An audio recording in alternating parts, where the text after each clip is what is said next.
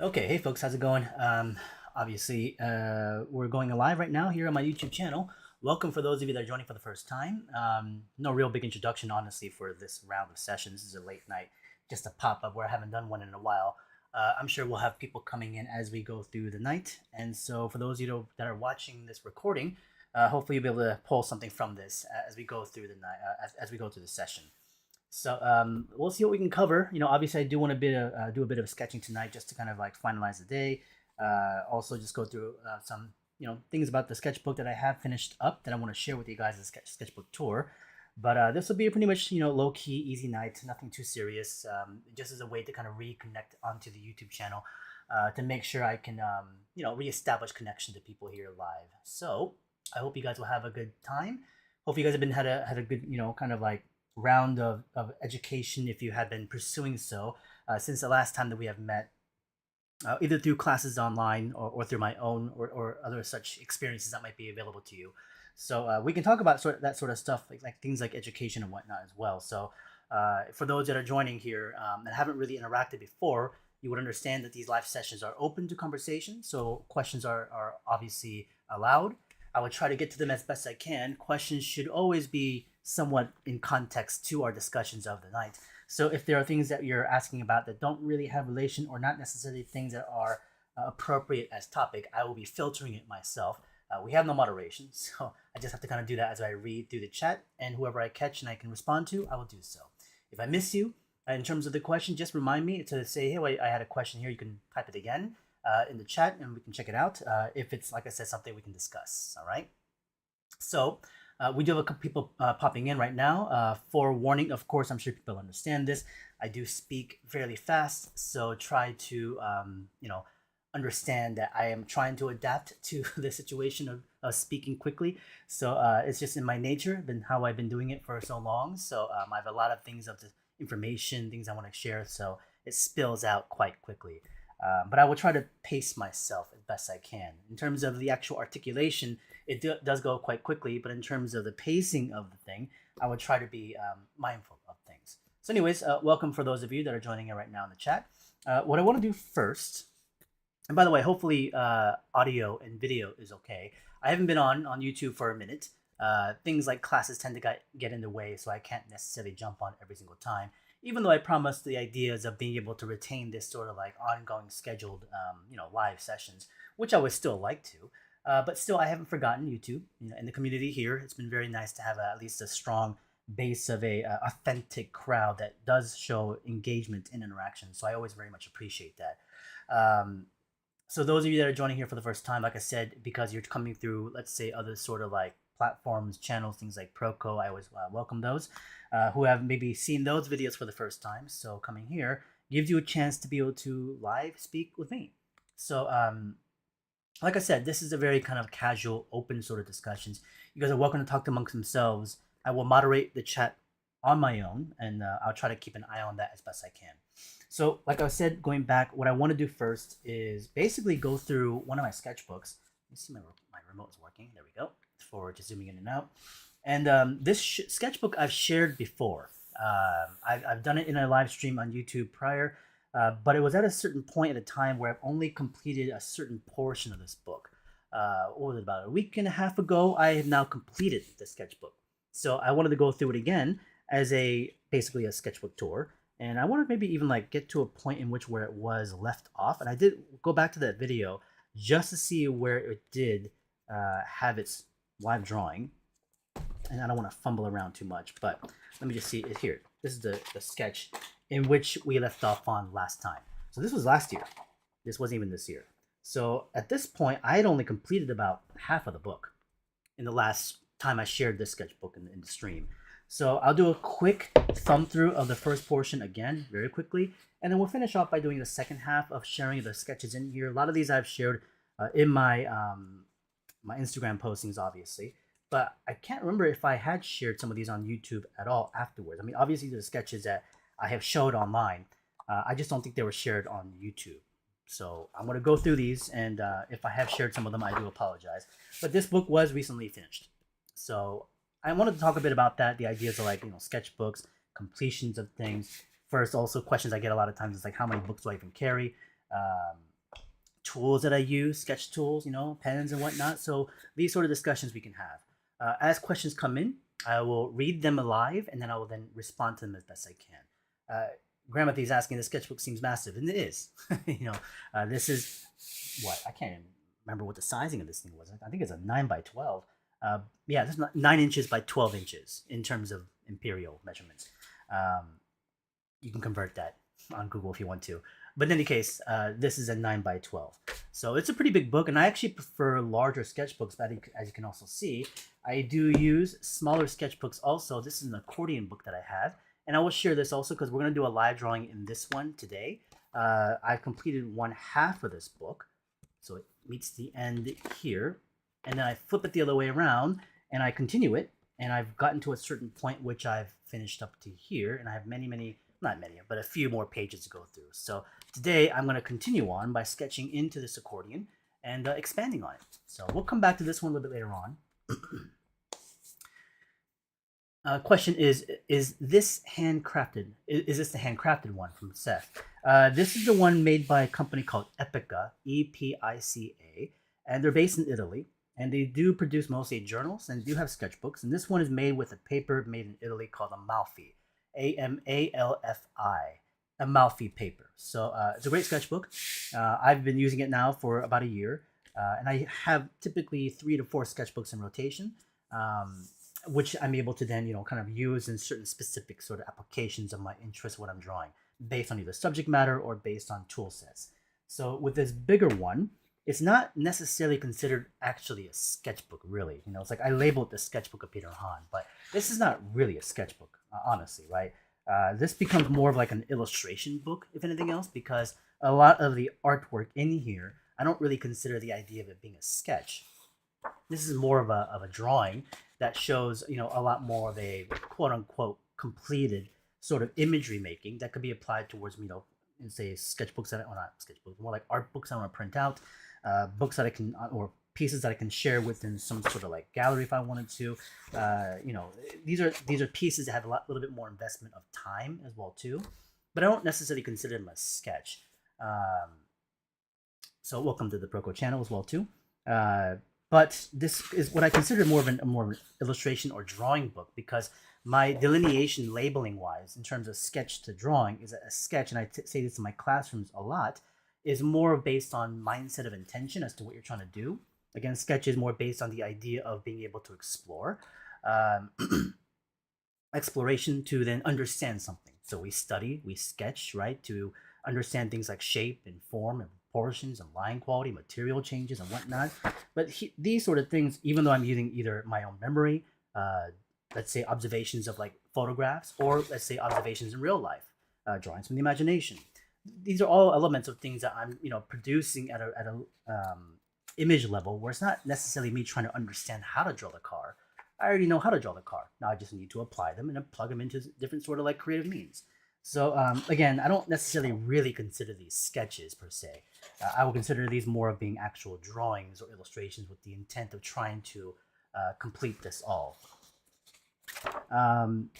So yeah, that's kind of the intent behind that. So again, like I said, I'm going to quickly kind of skip through this real fast. So Seth has also then asked the question, which is, sorry, I'm going to go back to Nico in just a moment here. How often does it take you for you to finish a sketchbook? A year or so? Because of my rotations of 4 to 5 sketchbooks at a time, especially one that has a bit more of a bigger scaling, a book like this one took me about a year. And also, as you can notice, I'm only drawing on one side compared to the other. The reason why I do this is mainly because of the fact that 1/2 of this I want to draw, I want to make sure it's a clean scan. Because if I have drawings on 2 sides, you're going to be able to see transparency. And so if I scan this with the image coming through on the other end, we can kind of see it ghosting. The cleanup on digital takes forever. So having one side of the drawing, keeping it a little bit more cleaner without the other sketch on the other side affecting this iteration for print purposes is the reason why I'm drawing on one portion. For a lot of sketchbooks that would be based on study, I don't necessarily consider, drawing on one side. I'll draw on both pages, but this is, again, purposely done for this drawing book, art book, if anything else, with the intent of using these pieces in the future at some point, maybe for an actual art book I want to print out. So, like I said, that's really the purpose of this particular book that I carry around. And like I said, the beforehand as well, that a lot of the things I'm drawing in here are various things of subject matter, uh, not necessarily just stuff stuff from observation, a lot of things from imagination and photographs, and also from life as well too. There was a question above that I want to get to real quickly. Nico had a question, which is a question about line weights. How do you practice using different line weights in a drawing to give it more depth? Do you have any tips of ways to focus on this to improve? Basically, the simplest one in terms of response is the idea of being able to go thick to thin, right? Denser line to thinner line as it recedes away from you, which is a concept of perspective, right? So using atmospheric perspectives like the gases in our air, if we look at things in distance in our landscapes, things that are far away can appear a lot less detailed, or based on even the definition of information. So things that are far away, we won't be able to see the information completely because it's so far off. So even simply with a drawing of line, we can have things closer to us with a bit more of a denser line weight, where things farther away are of a lighter line weight. Then, of course, it's about the detail levels as well too. But in terms of line weight variations based on depth, that's primarily what most artists these days would use it for, right? Now, you can still play with line weight and experiment with it in the way you want to express. That's just a basic standard rule that doesn't always have to be followed. You can break that rule if you want to. For instance, this particular drawing of these two arm wrestlers, or this one over here as well too, I mean, this kind of gives you an idea right now as well, where one single piece has a line weight through the entire thing, which is a bit more graphically placed, so they can help separate what's foreground to background. But it's not necessarily a background of a landscape where it's actually existing within the same space. This is a sketch or drawing page of a two-dimensional piece of paper, but I'm still trying to create this idea of layers, of reeds. So this is the foreground element, which has no association to these images in the back in terms of space of its own. These are singular images, but still I want to create this idea of what's legible in the foreground to what's stuff in the background. So I will push my line weight heavier here to help separate from the still massive detail from this to this. So that's one simple way of also creating depth, which is not even about space or perspective. It's about the organization, much like composition on a page. So that's kind of how you can also look at line weight as well too. If you have multiple elements within a scene, whether it's more spatially designed or graphically designed. Let me go up to other questions real quickly after Nico. Let me see.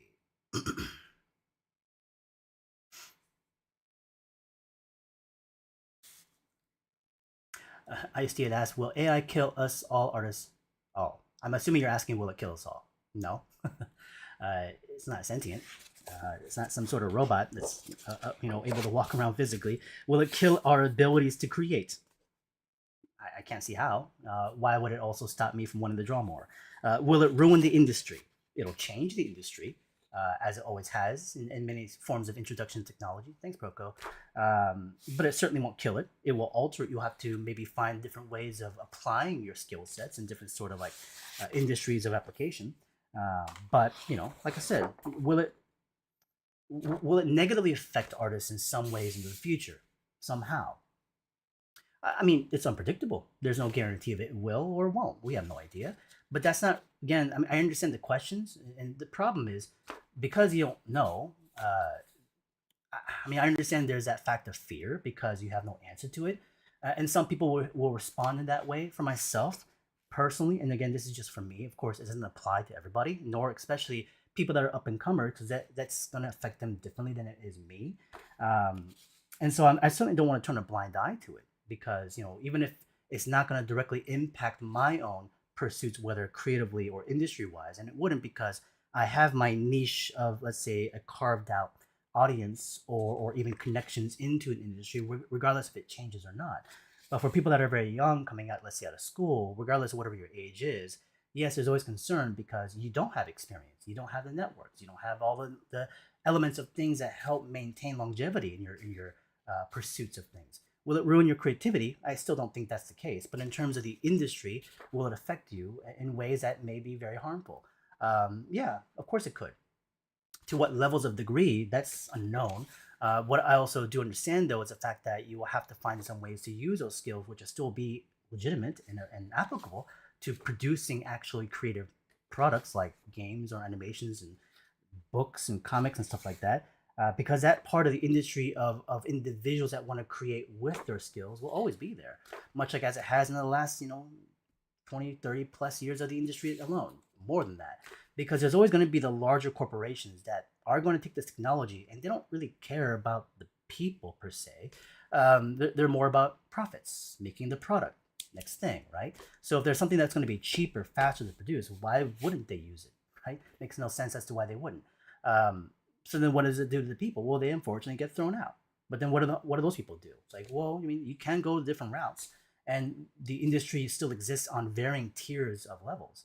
There's the big corporate sort of industry, but there's also the independent route. The independent route could be of still games and comics and animations and such things that we as creatives, whether we consciously choose to leave that industry at a corporate level or to leave because we've been obsoleted through their minds, we still find ways of wanting to express, and we come together because we find like-minded individuals. So in that sense, it never really dies. It's always transforming in many ways. So the question then of our skills like drawing and sketching, do they still apply today? Yeah, absolutely. Because why were you here, right? Why are you here listening to me? Why are you here looking at my 2D drawings on a piece of paper? If you had no interest in this, you would stop in real quickly, look at it, like, oh, I don't care about that, and you will leave. But you're here for some reason, maybe because you like it. Why do you like it? I mean, that's for you, not for me to decide. I follow tons of people because I still love to draw, and I will love to keep drawing until the very end of my days. So I will then be connected to people that are like-minded in that sense. So that's why I don't feel like, for me specifically, again, it's going to impact my longevity. But I understand the innate fear for a lot of other people. So of course, is it important to speak on that and to share it to some ways, or in some ways of conversation? Yes. And should it be then considered how we control, the whole AI programs and stuff like that for people? I believe so. Can we directly? I mean, that's an open bottle nowadays, so I don't think that's going to be possible completely, but it will continue to, in its own way, transform in time as well. So, hey, what's up, Danny? No, this is from an older one. So what we have right now is that this is about halfway the book. This is where I last left off. From here on out, again, some of you may have seen these sketches or drawings before. I keep saying sketches, but these are more drawings to me. I want to share the second half of this book now, which is now this book has been completed, and then we're going to draw right afterwards. So we'll spend maybe another 10 minutes on this real quickly, and then move on. Let me see if there are any other questions as we do so. But I started from here after that last piece. That was on the live stream from whatever that was. So here's an Ultraman. And these are all just straight pen drawings as usual. Some, again, in person. I actually drew this at the restaurant. And I just creatively play with it. I'm good, Seth. Appreciate that. Let me see if there's any questions above. Thaves is asking, have I considered publishing these sketchbooks? Sketchbooks, art books, various types. At some point, I mean, is there interest outside that have asked me? Oh yeah, absolutely. I've been approached several occasions to, if I want to produce another sketchbook that I haven't really done in a long time. The last time I actually put out an art book sketchbook of my own, it was back in 2016, 15. Since then, most of the times it's been like educational books, like the Dynamic Bible or the comic that I produce. But in terms of like a straight art book, I haven't done one in a long time. Normally, I would have done it myself, which is self-publishing it. But right now, I do have several potential places I could turn to if they wanted to make an art book. And even if they didn't, I mean, I would be able to do it myself still. But right now, the big, I guess, there's no hesitation to it. It's more based on just timing, schedule, because I'm trying to plan out, how many books in a year that I usually release. Typically, it's about 1 to 2. Last couple years have been a bit more difficult because of scheduling issues of COVID pushing stuff forward. COVID, of course, ruined a lot of it in terms of when things would come out, like the Dynamic Bible 2, which is supposed to be again this year. So then, next year, if I produced an actual art book on top of that with another educational book, would that be possible? Potentially. But the thing about this kind of stuff is that I don't really plan it, honestly. For me, it's just like, oh, there's a chance in a moment, and I just make it. Because at the end of the day, it's like, it's for me. I understand that people really want to see it and want to have it. And they ask me, it's like, oh, make a book and I'll buy it. It's like, I appreciate the support and the audience. But a lot of things I didn't make is because first, I really enjoy making it. And if people happen to be there to support it, and at that time it's there for them, of course, that's fantastic. But I'm going to go based on then, of course, my schedule, my pace, when I want to do it, however I want to make it. So it goes on from there, right?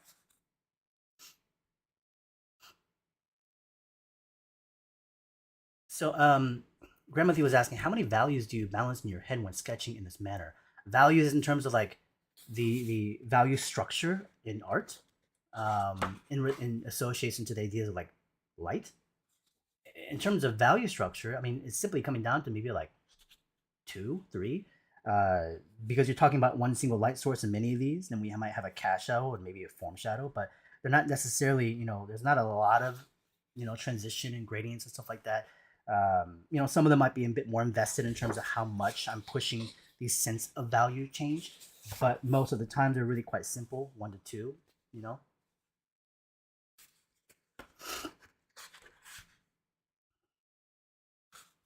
Grammathy also then asks, how much space do I usually leave for my pen drawings?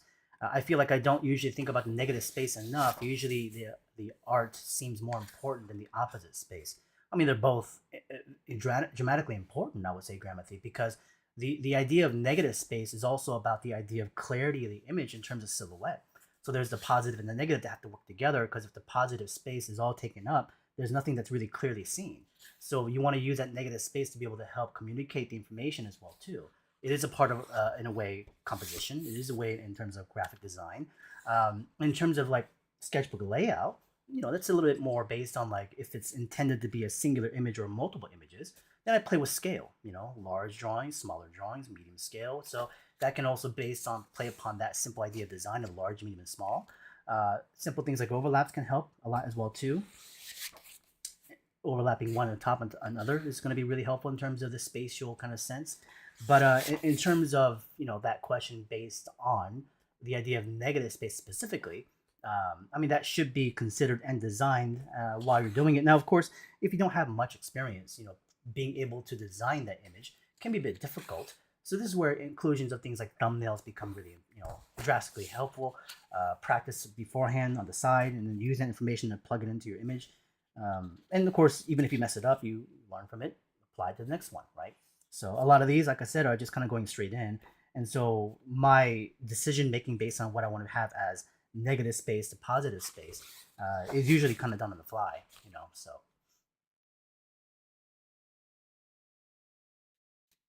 So let's see. Question here is, can you draw more vehicles like cars and tanks, blocking them out into primitive forms? Not too many videos on it, you feel.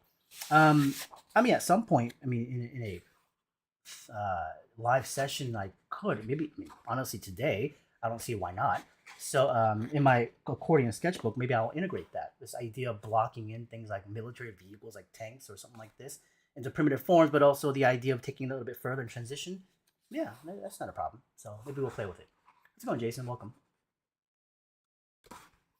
Panda is saying, lately you've been watching a lot of my archive streams while practicing your page. Fun to watch, and you're thankful for that. I appreciate that. This one I never posted. I've been observing a lot of the hawks out where I live right now. I've been waiting to get a really good photograph of something like this. This isn't based on a photograph that I took, but it's based on the idea of something I want to see, and it's something I've seen multiple times here in the passage in the area in the mountains. Red-tailed hawks flying around here, and they have a lot of interaction with the crows, so they get these really cool like flight dynamics going into the air. And so I want to get a good photograph of this one day. This came from a live group session. I was hanging out with my friends, and we were watching Conan, and I started sketching Conan. So we do, meetups and hangouts, and this is the first sketch for this year, 2024, in this book. Stuff like that happens a lot of times. You see multiple arms in there. Why I did that is because I didn't like that arm, so I drew another one. It's a photograph that I took last year in the Masai Mara. Drew this one for this year. This one has a little bit more play upon, let's say, transition of value, dark to lights, that sort of stuff, a lot more hatching investment. Different tools have different applications, different uses of it. Observational studies at the museum. So again, like I said, this book contains things seen from photographs. Either I took them ideas from the imagination based on subject matter already there, or me looking at it. So there's a museum here in LA, museum at the LA,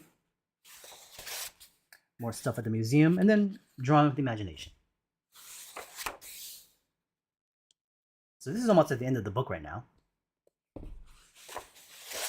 This is where I was doing those Lucifer pieces, inspired by Gustave Doré, this engine-based lucha libre, luchador, and the blacksmith, which I kind of finished up on. That was the very last drawing. So this book has been in process through the year, and I just finished it about a week and a half ago. So now that this book is done, usually what happens, it sits on my shelf. So then it sits there with the other books that are now sitting there that have been completed. And at some point in the future, one day, maybe I'll scan all this stuff and then put it into an art book and print it. And maybe you guys will be interested in getting something like that. Because I have several of these kind of books filled up already. And so a lot of them I have shared on my Instagram and stuff like this, but I have not actually published them or printed them in any sort of manner. So hopefully at some point in the future that will happen. But for now, it will stay contained inside this book. Paulus is asking, this is a custom handbook. Well, it is a handmade book made by a company, like I said, by Epica. And I don't have any more of these. I bought one of them. One is really expensive. It is expensive. And they don't make this particular format anymore. They still have a few of them in different sizes, but this sizing, they don't make them anymore. Again, this is a Amalfi paper made by Epica. And so I think they're trying to resource the paper, because the place I believe they got this paper from, I think they've either shut down or something. So this book, unfortunately, you can't get this online anymore. You can get a smaller size version, but the bigger one is no longer there. So let's move away from this. Let's bring in the other book. Zoom in. So I'll actually even go through this accordion book as well. This one I started last year also. So as I said, I literally do have like 3-4 sketchbooks in rotation. So that bigger one, which is the leather cover one, is one I was using, and I also have then this accordion book. This accordion book is made by a company based in Australia called, how are they called again? Etcher, ETCHR, Etcher Accordion. They have a llama for a logo.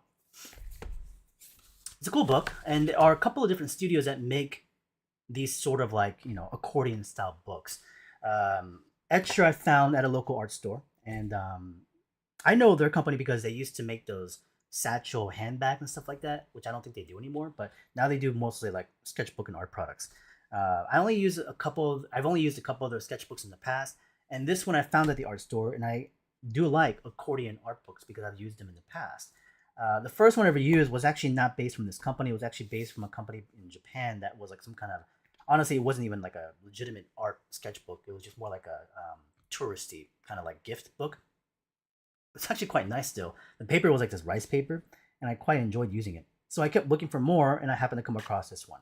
So accordion books essentially obviously behave like a regular art book, sketchbook, however you want to treat it. But the benefit of a accordion book is that if I zoom out, of course, that it expands and expands continually, and it becomes this large, extensive, long piece of paper, which is why we call it the accordion. So, there's a finite length, I would say, at a certain point, because, this one in particular is not made by one long piece of paper. It's actually one certain amount of length and then glued somewhere in the middle. The one from Japan that I had happened to be one continuous long piece of paper, which was pretty amazing. But I'm sure it'd be kind of hard to produce something like that with an extensive length with multiple glue points, because they can be fragile, I would say. But this is more of a watercolor paper, so it's also a little bit denser and thicker. It is nice, but that's some of the inherent problems of accordion books too, is that there's only so much pages you can put in there. Beyond that, I think this also creates a sense of fear to work on a book like this, due to the fact that because they're all connected, you can't tear out a sheet of paper. If you mess one up, it's gonna be there and you can't take it out.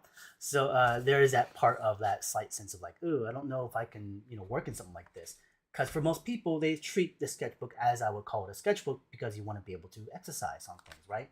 So this book doesn't necessarily contain a lot of exercises, but I will do something like this in this book today. Questions. Let me go up a little bit. So question from Fong. I noticed that your classes vary in topics each term. Is there a set schedule on when they come out, like character design or advanced animate sketching, or is it random? It's in rotation, Fong. So right now in session 2 coming up starting in May, the class that's going to be coming in, which is normally on a Thursday or Friday, rotates for every session, which is right now the advanced dynamic sketching class coming up. Last session earlier this year, it happened to be the creature development class. When it becomes a third session later this year, that's going to have the character development. So that right now at this current time being, 3 classes individually that rotate through different sessions. The only ones that are consistently there every term or every session is the dynamic sketching class and the figure drawing class. That's it. All the other classes are in rotation. So this upcoming session, it's the advanced dynamic sketching. But that's basically based on, like I said, in that sort of rotation, not randomly. So if you wanted to take, let's say, like advanced dynamic sketching, you might only get one chance out of a year because I only bring it back once in 3 rotations. So after this advanced dynamic sketching, the next time it comes back won't be until next year, early spring. This paper from Etcher is quite nice. The watercolor one absorbs well. It doesn't really buckle like crazy, which is good.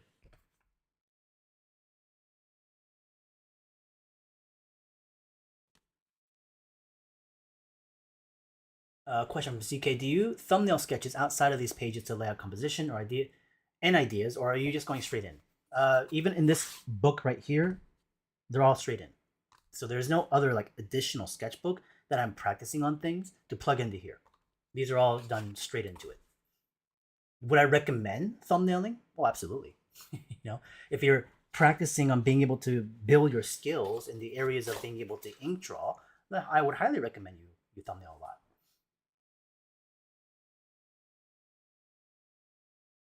So Grandma Thea also asked about that. Did you get good at thumbnailing sketches and gestures before you do these sketches on the fly? Well, I still do thumbnails if I wanted to. Do I do them for these books? No. When would I do thumbnails? Most typically when I'm doing things like client work. If I'm working on a professional job, I want to show thumbnails to the client because they want to be able to select and choose which direction they want to go. So it's not really for me, it's for them. But in terms of like personal thumbnails, rarely.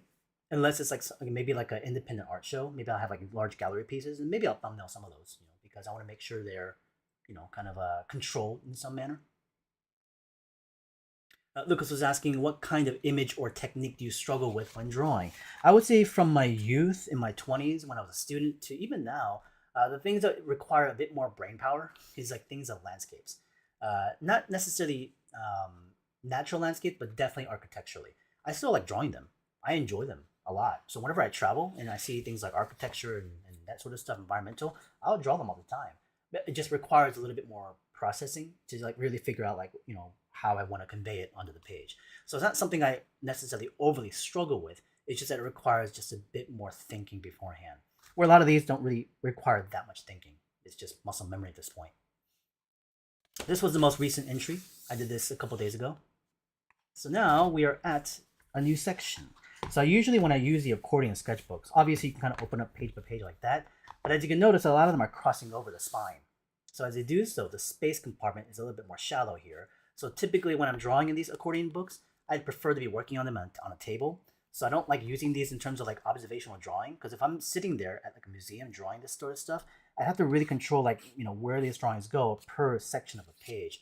But the benefit of the accordion is to be able to interconnect all the drawings together. So we can see things like overlaps or some sort of like integration of flow.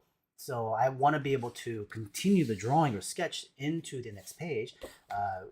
So that's why I prefer using this one on top of the table like this one. So that allows me to spread out the book a bit further. So now I have more room to cross into the spine. Sometimes I'll even extend it even more so if I wanted. But right now we'll just kind of work on it in this manner. So we'll start somewhere over here, kind of work our way through. We had a request today based on this idea of using things like primitive forms to draw stuff. Let's say it's a military vehicle like a tank. And now here we do have vehicles and cars. So I think going into like another kind of vehicle structure, but showing the planning of primitive form into something much more complex could be fine. I don't mind doing that in this book here. So let's see. Before we do so, let me just kind of quickly zoom in, get to a space that we want. And I'll then talk about the materials that we'll use today.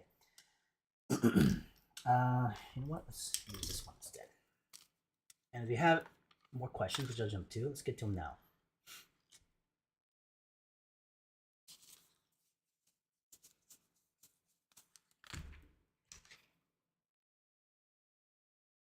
Yeah, Stace is also saying there is a live stream that does do, a breakup of military tanks. What I'll do today, though, just to kind of like make it a bit more, what's the best way to put it? Not just presentable, but unique as an experience to watch somebody draw something that may have been done before, is to spice it up a little bit. So we may play with the subject matter of the military vehicle, the tank, and maybe do something with it. Maybe like, somehow use my imagination to push it mechanically, structurally, whatever we can try to figure out. So no idea just yet, but we'll play with it. Let's see. Christian was asking, how many drawings projects are you usually working on at any given time? It can be up to about 3. So even for this year, I would say we're looking at about 3. No, right now it's 2. It's the current Dynamic Bible that's coming out, and then another art book that I'm planning to clean up and finish up soon. That one's still ongoing at the moment, so that will be started up again, hopefully, this year. Cade's asking, as a self-taught artist, I find myself losing motivation and drive when it comes to drawing and learning fundamentals. Do you have any advice for staying consistent and avoiding self-discouragement? Well, the main sort of advice I typically give in that situation is about your environment and who you surround yourself with. When you're on your own, I can understandably tell that it's difficult to maintain consistency and the enjoyment and enthusiasm to continue to create. So, of course, it's something that you want to be able to somehow alter if possible. So, I think, like I said, creating an environment that can create a nurturing sort of like structure would be the most ideal. And to be able to get something like that, of course, the best place to go is through education, classes, and whatnot. That is something that I would maybe turn to. Beyond that, yeah, online sources, it could be Discords and as well, but I think also very much the in-person thing. So maybe you can attend different sort of like shows, conventions, expos, whatnot, that sort of stuff could be also very rewarding. But beyond that one there, if you have no opportunities and are unable to, let's say, find experiences or connections of such things I'm talking about, then at that point, where you'd have to kind of find your self drive will be done through, let's say, certain kind of like really structured schedules, really good sources of inspiration, um, patience, discipline of time. Discouragement is going to happen. It's a part of the experience in some ways, a part of the game. Through rhythm and through familiarity, you start to get a bit more natural in terms of your rhythmic nature of applying it. Being able to sit and just sketch on odd times or on times, when you're able to give that moment, you just start going. But there is no answer, obviously, here. These are more just based on just suggestions and opinion. So it's not really going to necessarily help you directly, but you can try. But I think that's a really big part of hopefully, the first section of being able to maybe control it a little bit more of influence, of maybe a better possibility of maintaining a nice sort of like flow, finding good people around you. Okay, I'm going to scroll down a little bit. If there are some questions I may have skipped over, I do apologize. I want to get to the more updated part of the chat.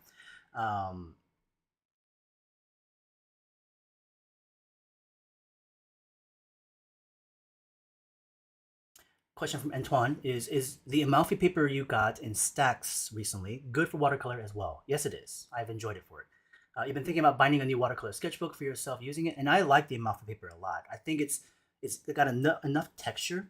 It has a good base of thickness in terms of weight. I think it holds water mediums really well. By using too much, it can definitely crinkle a little bit on you, but it does press flat quite nicely when it dries. I prefer a little bit more textured papers in general, which is why I like cold press watercolor paper a lot. But the Amalfi I also like as well too. It's a little bit more of a uniform texture in a way. It feels a bit like a rag or a linen, but I quite enjoy it. And everything else seems to be comments, which I appreciate. Thank you again. So okay, we started off with basically drawing two cubes, and somebody had asked, the idea of like, well, drawing a primitive form to represent the idea of building, let's say, a tank or some kind of military vehicle. We'll do a more of a base version like that initially. This isn't going to be truly one-to-one to what I do in a classroom because this is not a class right now. So it can be educational to some degree, but I'm not here really to teach you anything, which really it doesn't. It's not that way at all ever, really. It's just more based on conveying, transferring information of experience. You can then take that information and go through the process and rhythms, which can be then educational. But it's like I can't necessarily install that information to you directly, so it's not going to be done that way. But still, hopefully, this information you can use in application to some of the things later on.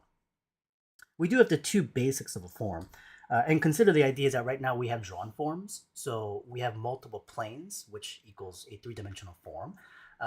It's plugged into this idea of optical perspective, meaning that these lines are converging to a point somewhere, let's say in the background of a horizon. I could be drawing this in a flattened perspective or in a shape language. So based on just 2D shape, the idea is that we could, consider the fact that we have a base bottom block and one sitting on top. So from now we have 2D to 3D, okay? And let's write this in a little bit more of a fun nature.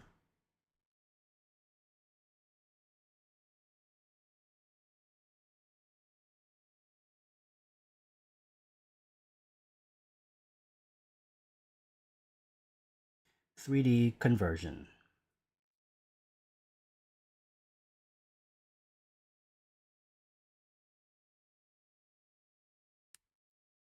So now I'm crossing over the spine.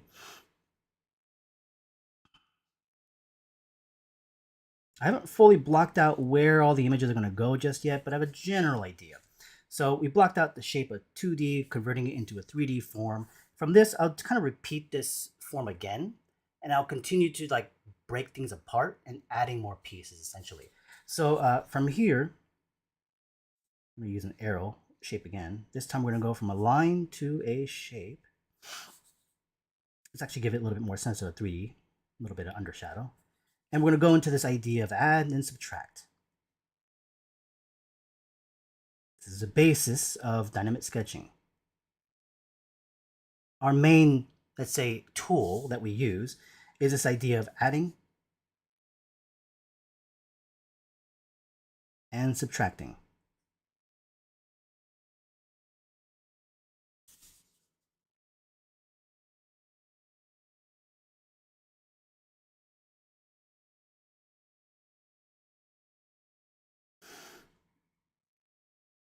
Subtract. So now that we have the general plan in mind as to what I'm going to draw, I don't have a reference of a vehicle of a tank that I want to create, but I'll just kind of make one up, but also incorporate some memory, visual memory of things that I have seen. So if you were saying like, draw me this specific tank, it's like, well, I could draw parts of it for you, maybe, but I don't remember every single detail. So when somebody says like, how do you draw from memory all the time? It's like, well, I do memorize some parts of it, but I don't have perfect memory of everything. So I'm going to use reference. If somebody said, hey, draw me a specific model of a tank, let's say it's like again, the Sherman tank or the T60, whatever the case is, it's like that's again, like I said, so specific. If somebody's drawn that one specific thing many, many times, hundreds of thousands of times, they might be able to retain the information based on that thing. But let's say we have thousands of models of tanks out there globally, internationally, through different wars. Can I retain all that information? I mean, I'm sure there might be a small percentage of people that can. I can't. So I'm going to turn to references. But I can draw a tank. But this is where I can then use my imagination and memory and mix them together, or give you the equivalent of something, right? I could give you the equivalent of a Sherman tank. I could. But do I remember every single nut and bolt that's on there? No. And I've seen Sherman tanks multiple times. That's the idea, right?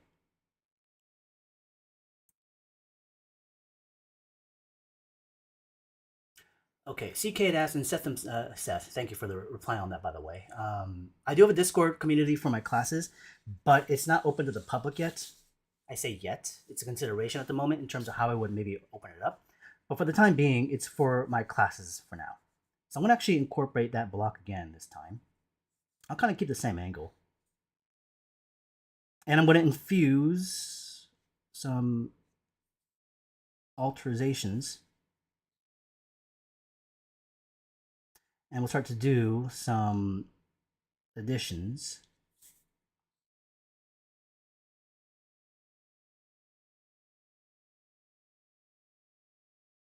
We'll turn this into a cylinder. And the shell's going to turn into a block, but it's okay.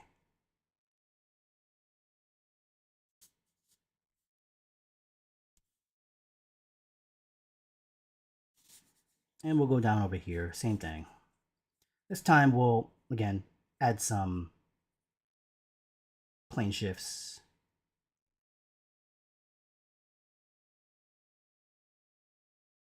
And we'll add another piece on this side. And it'll be just a straight block.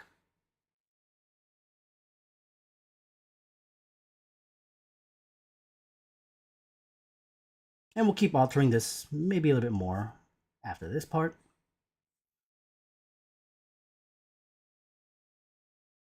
Adding, subtracting. Again, we're just kind of playing around. So this doesn't actually have any sort of like, let's say, intention of to invest a ton of information right now. Let me just see if there's any other comments.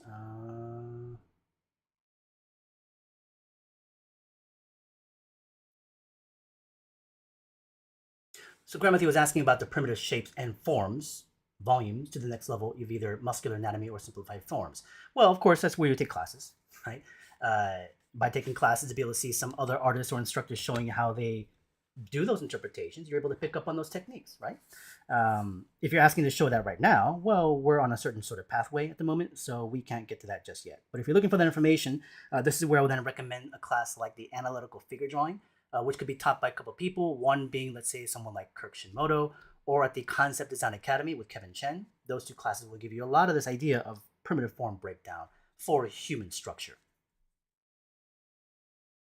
Now, this stuff, looking at it, is like, well, it's pretty basic and doesn't seem that visually interesting. And that's the purpose of it, right? We're not really trying to draw something that is beautiful or illustrative. It's something to give us a sense of how it can maybe be constructed. Whether it's even right or wrong, I don't really honestly care. It's just something to get, kind of visually get going.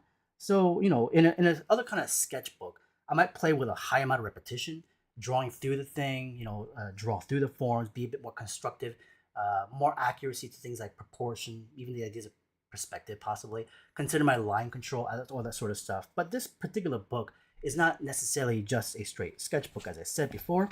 So I'm trying to use visual information here that's also potentially going to be somewhat aesthetic. Let's go now up this direction. Let's take that arrow, turn it three-dimensional.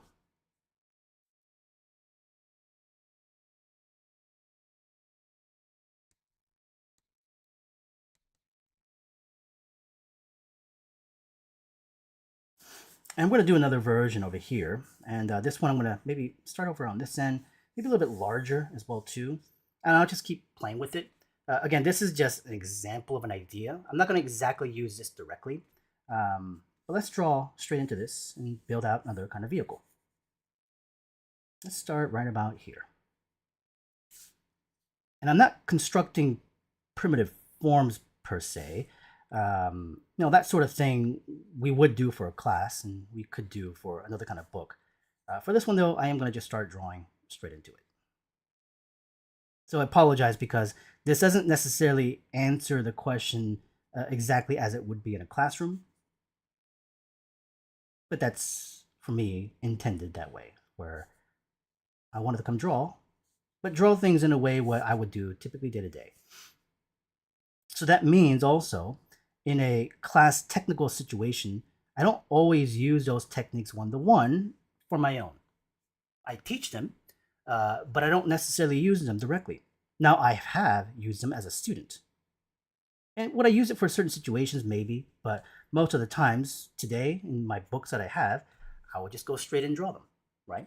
So for when I teach it, of course, I recommend people going through the process of being able to build form.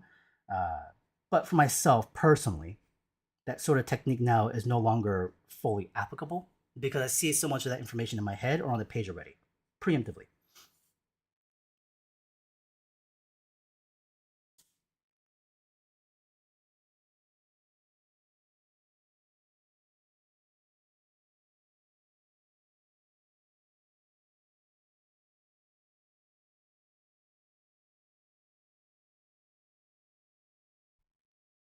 See if there's any other questions here. And by the way, I'm going to zoom in on this by a little bit more, so that way we can get visual information better seen.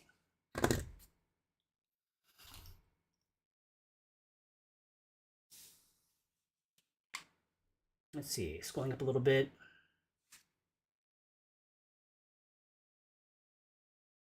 Fong is saying, I find myself drawing a lot at home and using references to the computer screen. I was wondering how important do you think it is to draw and observe from life? I would say it's, for me personally, again, dramatically important.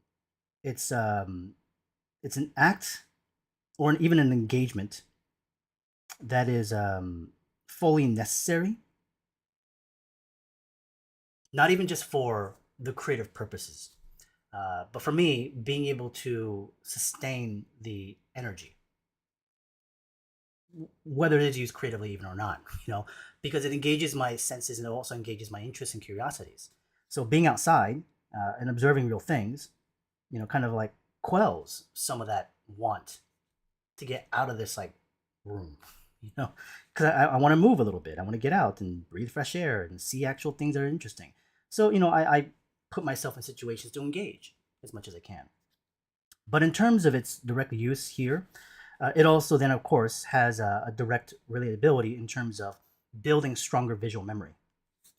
And you can look at a photograph and study from it and copy it multiple times over, but it just doesn't have the same level of, let's say, absorption compared to just going on location somewhere and seeing it, because as I said, it engages the other sort of sensory elements that are truly important, I would say.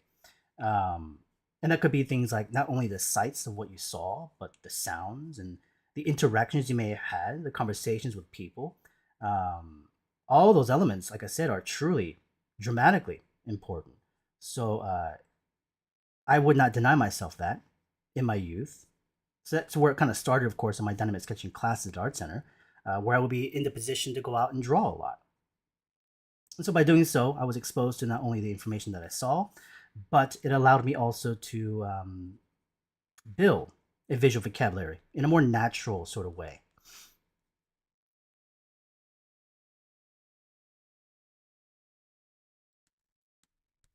So this is, of course, why I do a lot of traveling on location, doing a lot of photo work, that sort of stuff.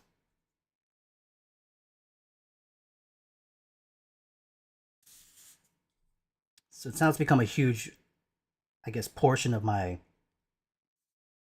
approach to life, day to day, what I seek, what I find interest in, make plans for. But even if I wasn't, seeing things on location, it's not like you can just automatically travel to wherever you want to in the world automatically, right? So, of course, there's nothing wrong with drawing from references online and finding photographs that you may have taken, but I use a balance of things. So I'm sure you can understand that.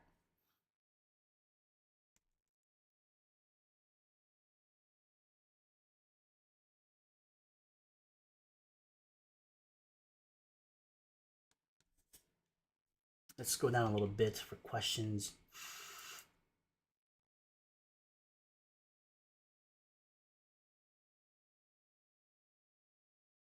Grandmathy was asking, do I default to a drawing in a specific perspective grid? I don't. It's based on then the intention of what I'm trying to convey. So if you're asking how do I decide, based on what I want to express. So is it something supposed to be dramatic, action oriented, something a bit more epic and expansive? How I use the camera lens and the perspective can alter based on what I'm trying to convey. With something like this one here, I want to show a little bit more of a higher energy. So as I go through something like this, I'm going to continue to play with the lower portion by stretching and curving things a little bit more. But we'll see how far I take it.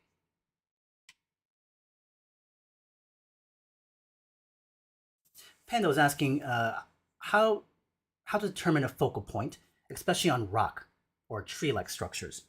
Well, it doesn't really matter about the subject matter. The question is about, again, focal point. So how do I determine the focal point and whatever subject matter that I'm drawing?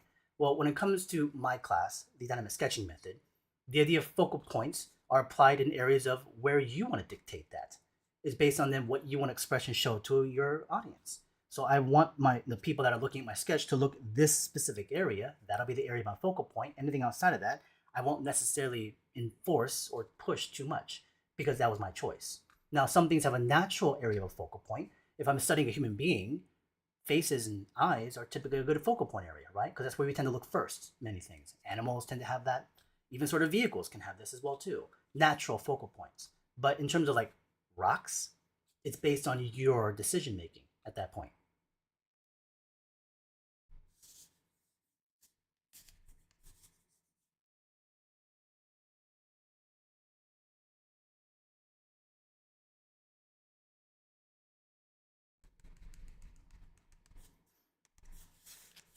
Okay, let's go up to here, this portion.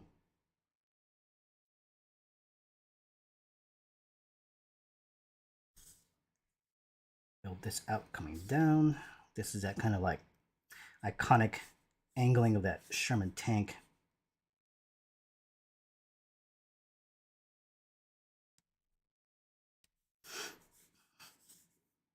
There will be a sidewall here.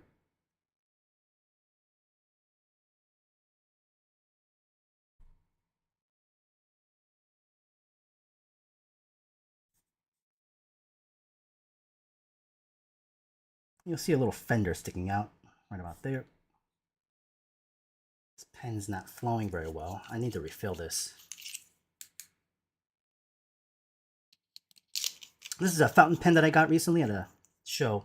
It is a very good fountain pen. It just needs to be refilled.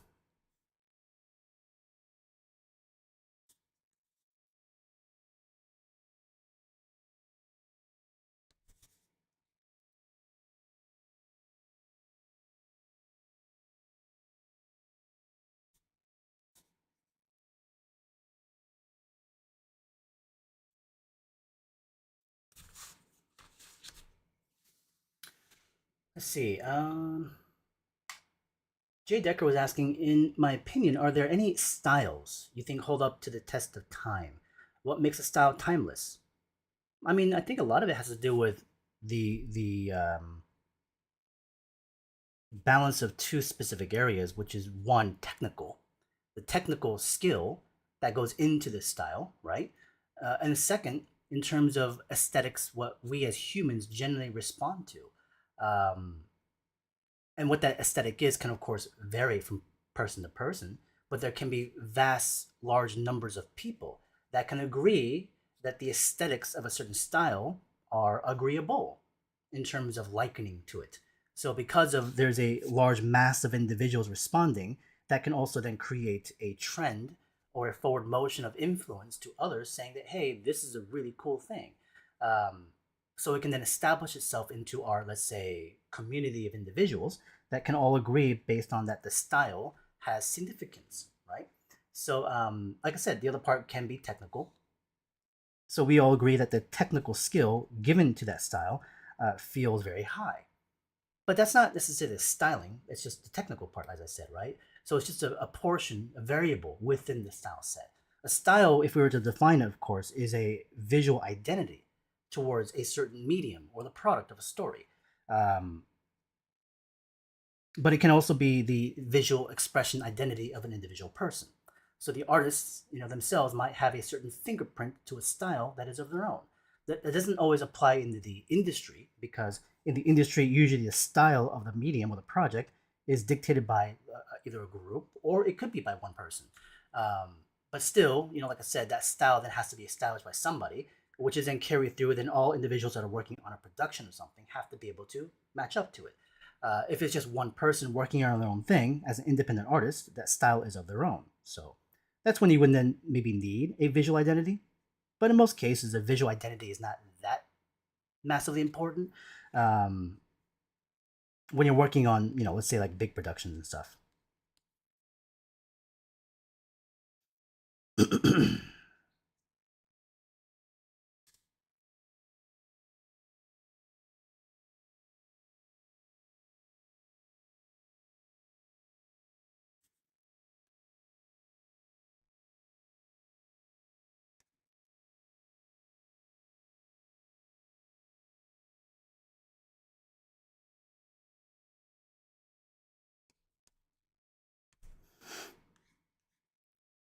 Let's see here, a couple of the questions above.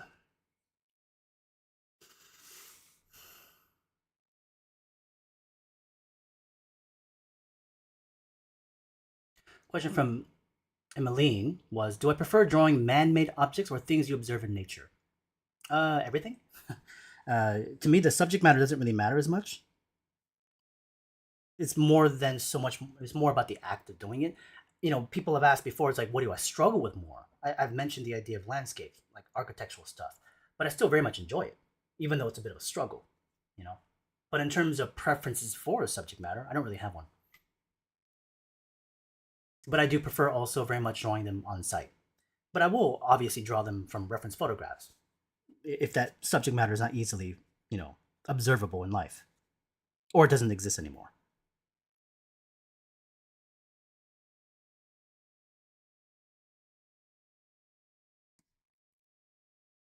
This is kicking up dust and stuff on the ground plane as it's rolling forward.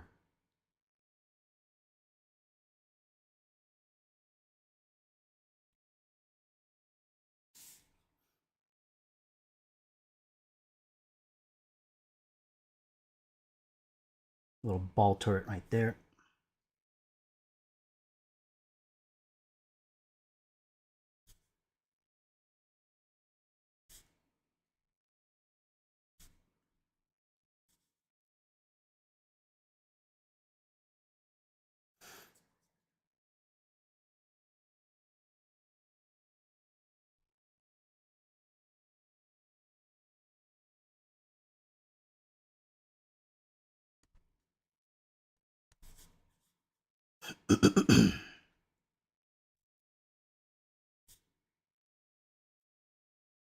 Sometimes I feel like I speak maybe too much, which is why giving it a moment to just absorb might be good because I can just keep going on and on and on. And I think people want to be able to see sketching happening at times. Adversely, I also feel like sometimes people that only draw and don't talk can also be a problem for some people because they only just see, and you can only watch somebody draw for so long. You know, I don't care who you're looking at. You can watch somebody for maybe like 15 minutes, and they could be doing some incredible shit. But it's like, yeah, it's like that's cool, but you wander off a little bit mentally, So this is where the engagement, that sort of talking back and forth and answering questions and showing stuff visually kind of has to be done in a delicate nature. But at times, I also feel like I tend to just keep droning on and on and on. So that's why I like having moments of just like focus on drawing. If anybody's wondering what's happening in my mind. So as I'm drawing right now, that was what was going in my thoughts. So I'm not actually thinking about this. I'm not thinking about what's there. Most of these decisions are already somewhat made. If anything, there's also then kind of muscle memory at that point.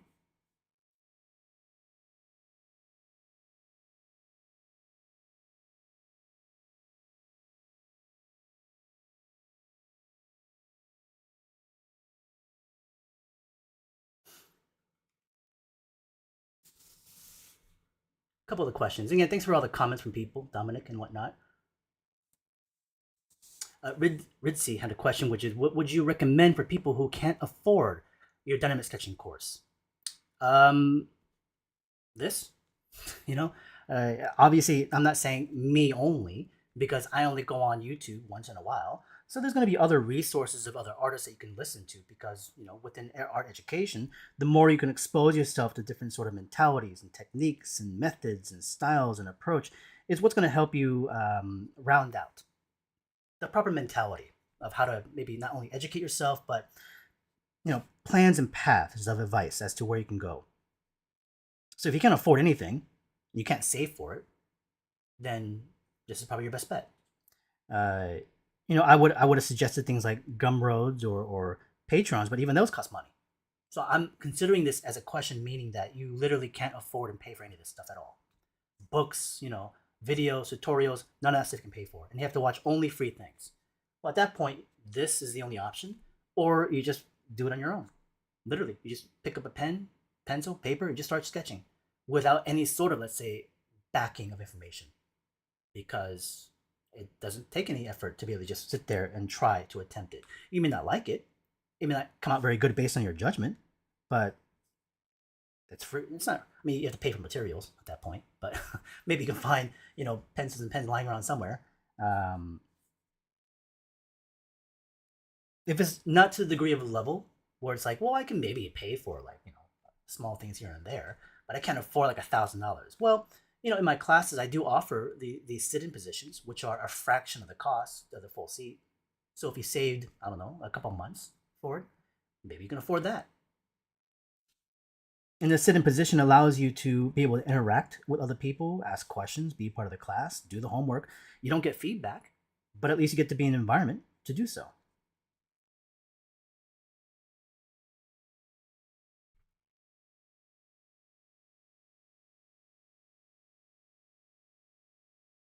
Hey, thanks. Appreciate that, man. Thank you for the donation on that. Very much supported to help get the channel going still. Dominic had a question, which is, do you think drawing bigger on bigger paper, at least practicing on it, is a must? Yes. To keep it simple, yes.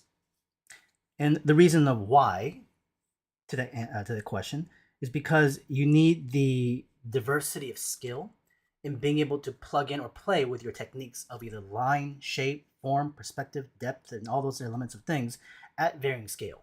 Because you might create in the future based on either of your own creations or working for somebody else at varying scale.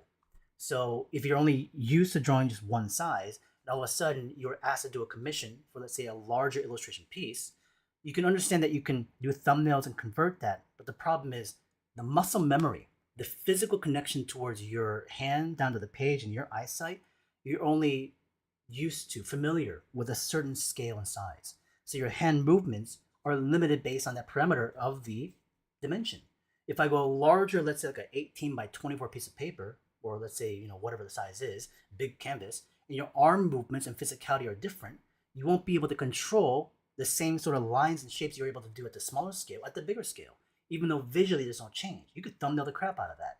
But as you move into the larger version of it, because you don't have the mechanics physically to do so, it won't come out the way you want to. So the more you're able to explore the dimensional changes of scale and size of a drawing or a painting or whatever you're doing, even in sculpture, three-dimensional, small sculptures to bigger sculptures, it trains your physicality, right? I would say that's the best answer I have for that part. Dax is asking, how much should you know about perspective? Should you study proper measured perspectives with cone of vision and stuff? Yes, you should, basically. At the basic fundamental level, you should understand those mechanics. Do you use them in application every single time in the future? Maybe not. You might use maybe 30% of what you learn. But I think understanding the mechanics of it, the terminology, the emphasis of that part, I think is drastically important. So yes, I do believe you should learn it. Because it is a standard language within our industry. At least be able to speak the language, right? In terms of technically doing it, in full control, that'll be based on your investment of skill and time. And of course, an application of opportunity. Because things you create, like I said, might use it more in sort of like functions. Other times, you only need, like I said, a portion of it. I myself use primarily a lot more optical perspective. It's not technically controlled. So optical perspective creates the visual nature of how perspective can work, but it's not necessarily technically accurate. But that's okay, because in terms of creating, you, the artist, can control or have intention based on how you want to express. If you want to create technical illustrations, then by all means do so. But if you don't find that fun, which I don't, I like to just create and play with sketches, drawings that incorporate certain techniques that can be coming from standards of things that we understand, of rules.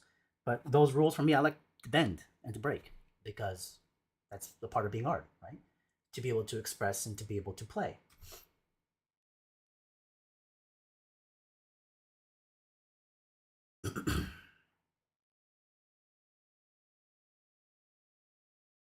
Sorry, scrolling here kind of like mixed it up a little bit. Make it back up a little bit.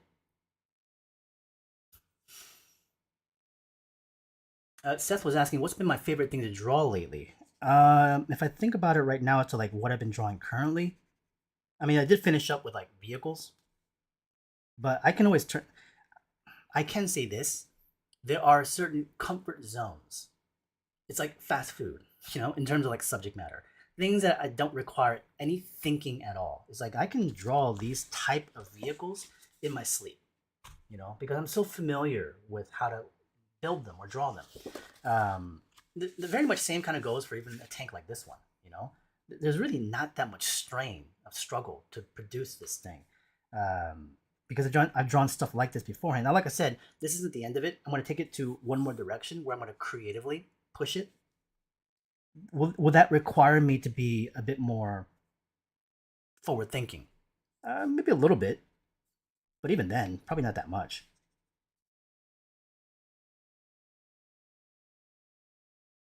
But other than that, in terms of what I've been favoritizing for a subject matter right now, there really hasn't been one specifically right now at the moment. Are there times in which I get into certain phases? Sure, but it's always intermixed with things. It's never just like one subject for a long period of time, for like months. That never really happens, unless it is something intentional, based on the idea that I'm trying to create a series of collections of work based on that subject. King is asking mental question. You're 19 from India. You want to draw like me, maybe like others. Um, your drawing is good, but mastering all fundamental skills takes time.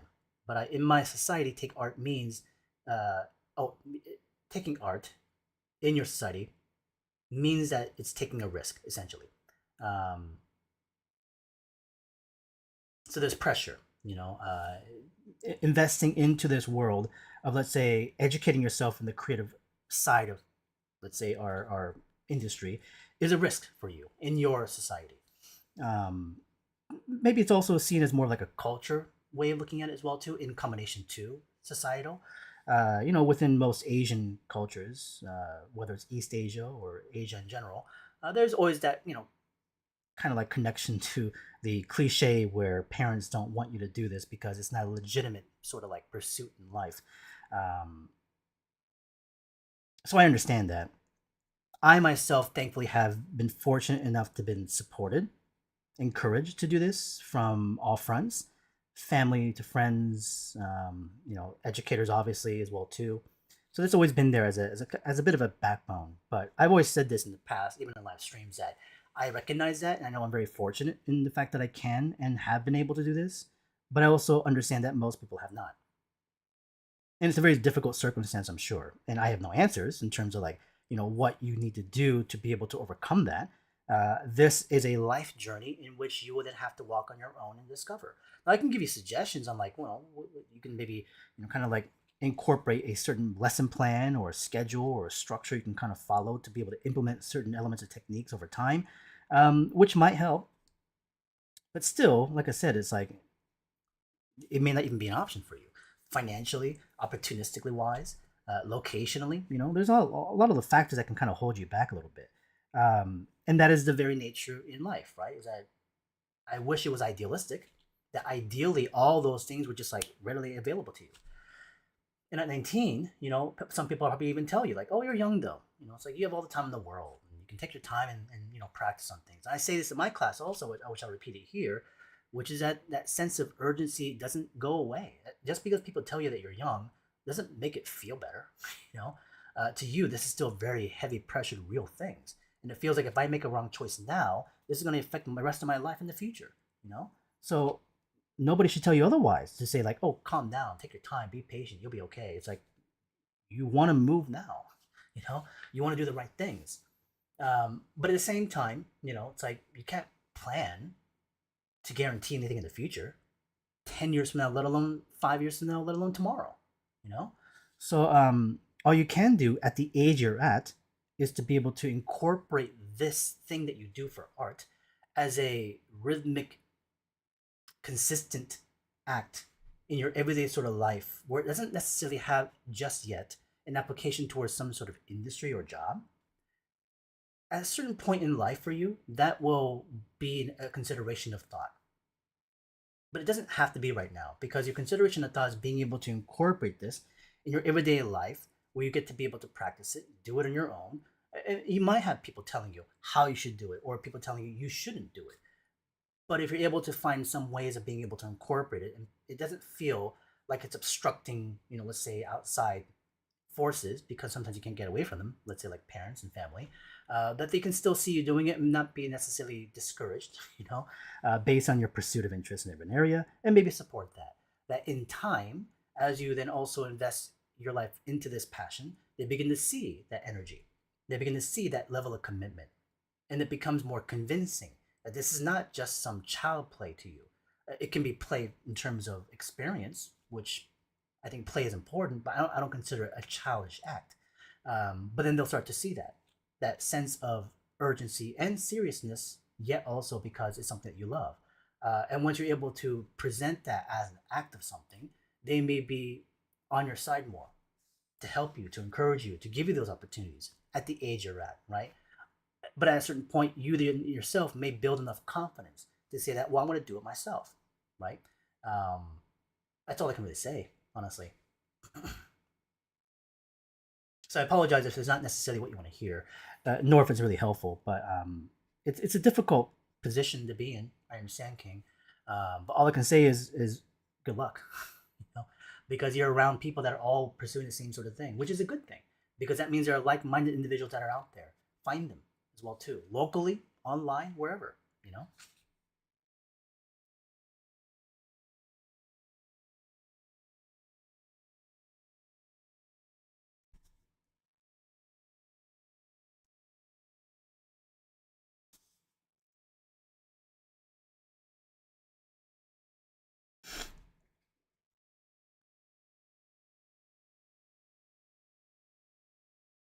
We're just gonna do a portion of this right now and get back to some questions.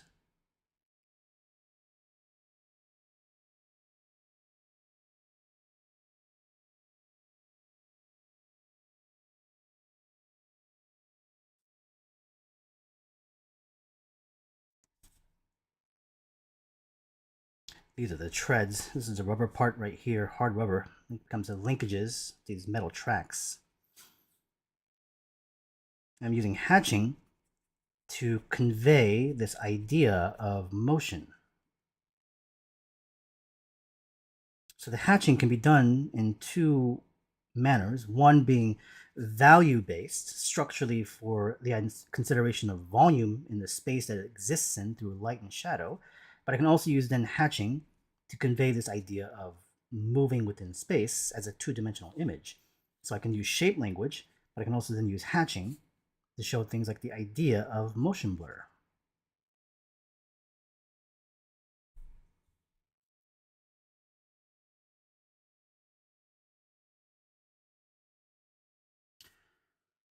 Jose, hey, how's it going, Jose? Can you describe your figure sketching class and curriculum? Basically, it's not a fundamental base class for the figure drawing.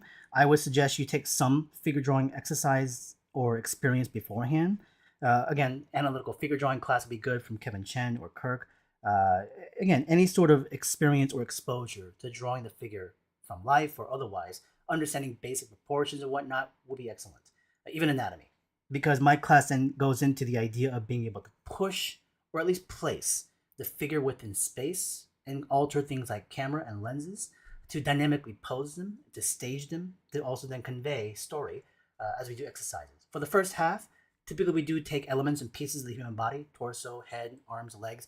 We independently construct them, but not just to construct to understand proportion only. We do so as such, but also to be able to push things like the elements I talked about, or shortening effects, camera lenses, dynamic posing.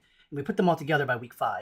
And then from then on, we do a lot of exercises that incorporate illustrations or sketch work that pushes things like even visual memory and visualization techniques to turn things in space.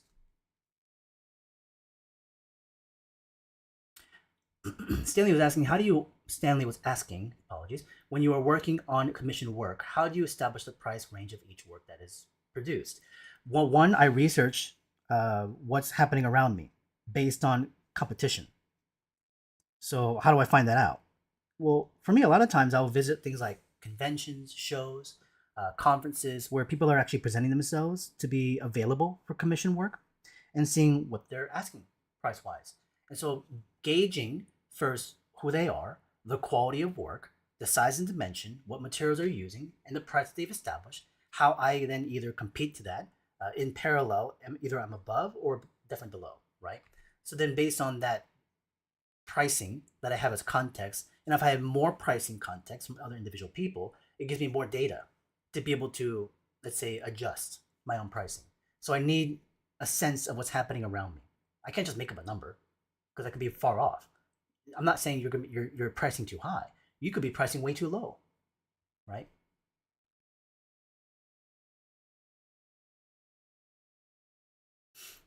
Zizi was asking, do I draw in perspective? Well, when I draw in perspective, do I visualize what I'm drawing in my head with a camera, or to visualize it on the paper with invisible grids? Almost like a camera, I would say. The grid doesn't really exist for me. The grid is a part of the drawing, meaning these lines, part of the structure of the body of the tank, is associated to the grid as to where it is angled and directed towards the horizon. So I don't establish a ground plane grid that I'm following in my mind. So this is also then a camera lens effect. Am I either in front of it, above it, below it, close to it, and far away? Based on that, it affects the distortion of the perspective to whatever degree that may be.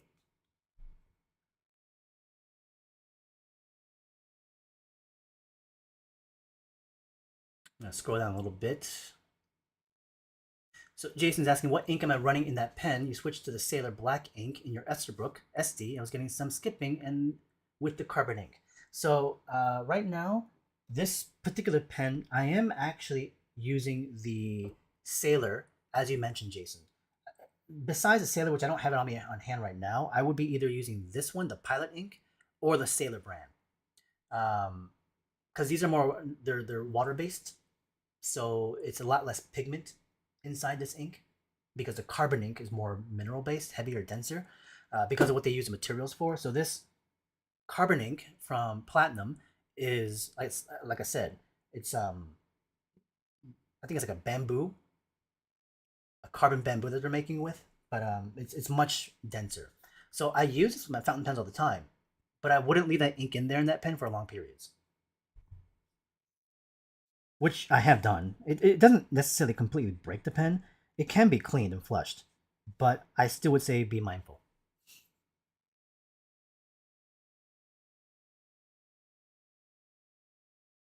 Ridzi is also asking, how do you learn to draw fantasy-like dragons? Do you use reference from other artists, or you just merge parts from real creatures to create them? In terms of your recommendations, that's something that you should do now as a student. Over time, as you are doing such a thing, you gain the experience, the familiarity to the subject matter, in which you're going to be able to manipulate the things about either combining and hybriding or the influence of inspiration of other artists, and then from there creatively imagining how to manipulate those elements. And those two elements that goes into more design is proportion and shape, right? But I think those, I guess, methods of approach that you suggested should be the baselines of how you start. All artists do that, in my personal opinion. I did.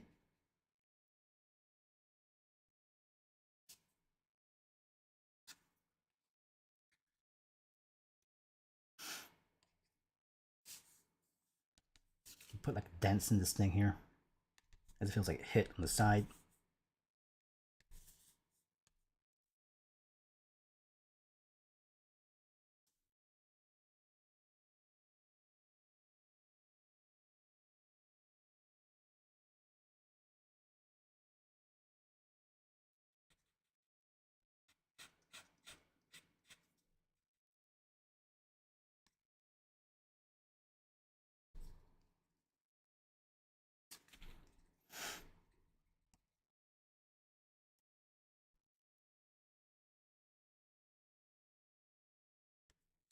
I'm gonna do another drawing after this one.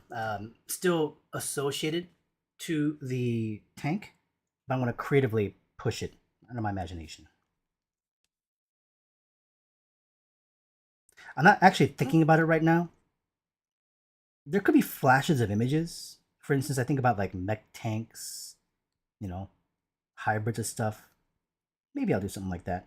We'll see. Somebody mentioned Tankhead from Emerson. I saw that or a comment or a question. I completely forgot to fully read it, but I did see the name, and I love his stuff. Yeah, Emerson's amazing. Emerson Tung. If you guys don't know that artist, Emerson. Emerson created a line called Tankhead, which, I've known his stuff for a long time. He's great.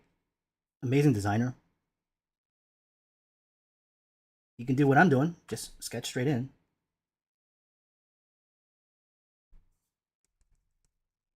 He has a great aesthetic sense and very consistent, I would say. Yes, he worked on Doom. He was at that company, id Software, I believe, for a while. I'm not sure if he's still there anymore. I haven't spoken to him for a while because of COVID stuff. We've met up at like shows and conventions in the past, but I haven't seen him in a while.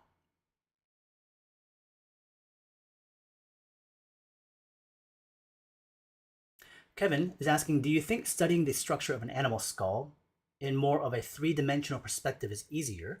Because when I study a dino skull in bird's eye view, it's easier than just straight front three-quarter views. Well, I think that's just based on your processing, I don't think everybody would agree. I think for some people, they would find the more straight on three-quarter views easier than a bird's eye down angle shot. So then it comes down to like somewhat of preference based on how you perceive the forms and the shapes.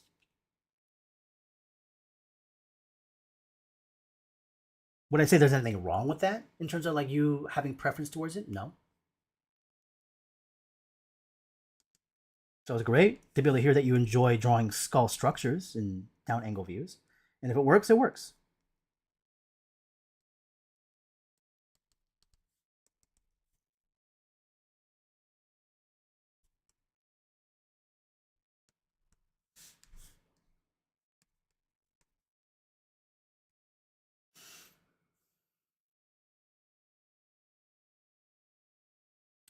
Roderick is asking, what would you say is the best plugin to learn dynamic sketching using your dynamic Bible?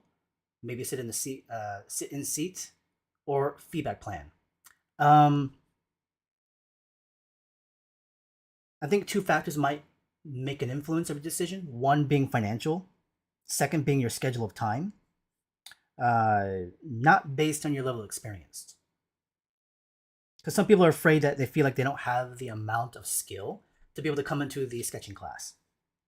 But the thing is, if you already had a level of skill, what's the point of taking a class? If you know how to draw, then why take it? If you feel like, well, I want to gain more skill, well, then you've already answered your question. Well, then you're ready for the class, right? But if you feel like, well, financially, I'm not there just yet, well, then yeah, do maybe the low risk situation, which is the option of using the book on your own time, or do the sit and see. Either one of those are low risk. But once you feel like, well, I want to get information feedback based on what I'm doing, well, then you would take the class, right? So it's not skill based, really. It's the idea of where you are situationally in life based on schedule and money.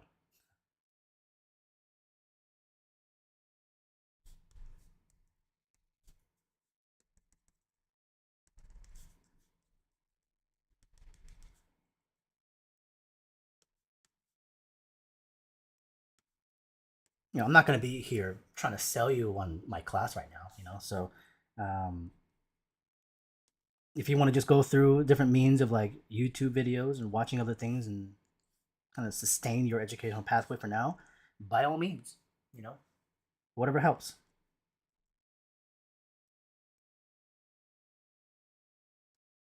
I guess another way to look at it is that there's really no right and wrong there.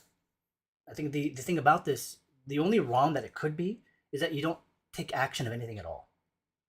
There's want to do it, there's interest to do it, but you're too afraid of it, you don't touch it. And so you don't act. And that's really where, there's no movement. But if you make any sort of movement of step, based on an interest level, based on curiosity, and it could be varying degrees of experiences. Books and tutorial videos and subscriptions or full-on classes or not. All those things are good.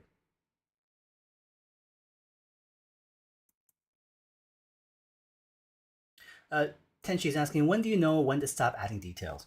When I'm noodling a lot, I'm doing these small little specks and marks and stuff like this that are kind of unnecessary.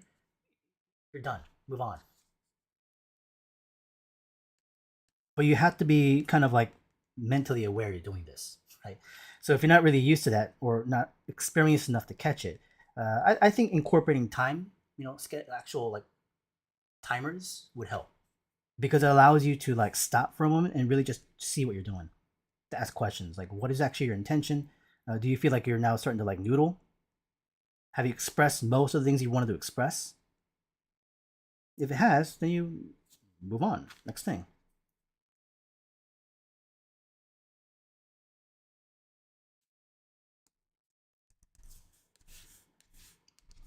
I'm close to that point in terms of this piece. In terms of it being like, I'm just like noodling small things now that I don't really need to do. Which, based on that comment, I think we'll do so. Let's move on. Let's zoom out a little bit. First, what we have at the moment is this idea coming from shape to a form to adding and subtracting. Let's actually add a little bit of drop shadow to this line weight to separate it from the background of the visual effects so we can legibly read each step.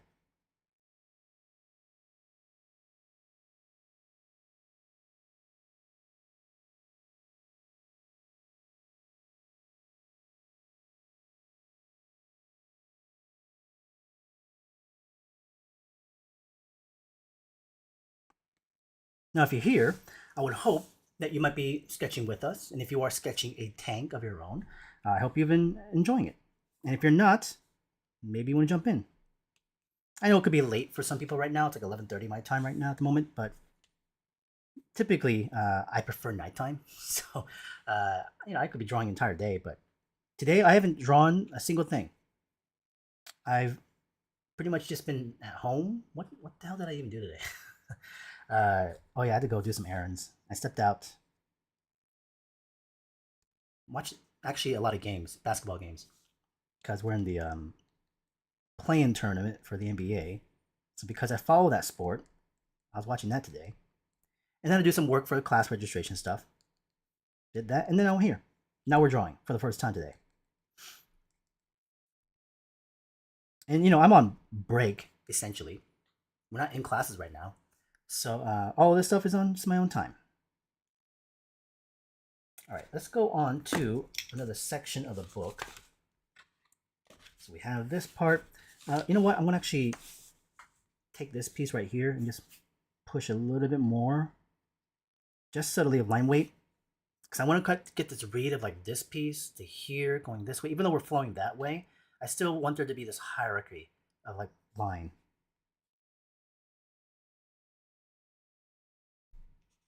I'm gonna push it onto the underside and around, just to help separate it again.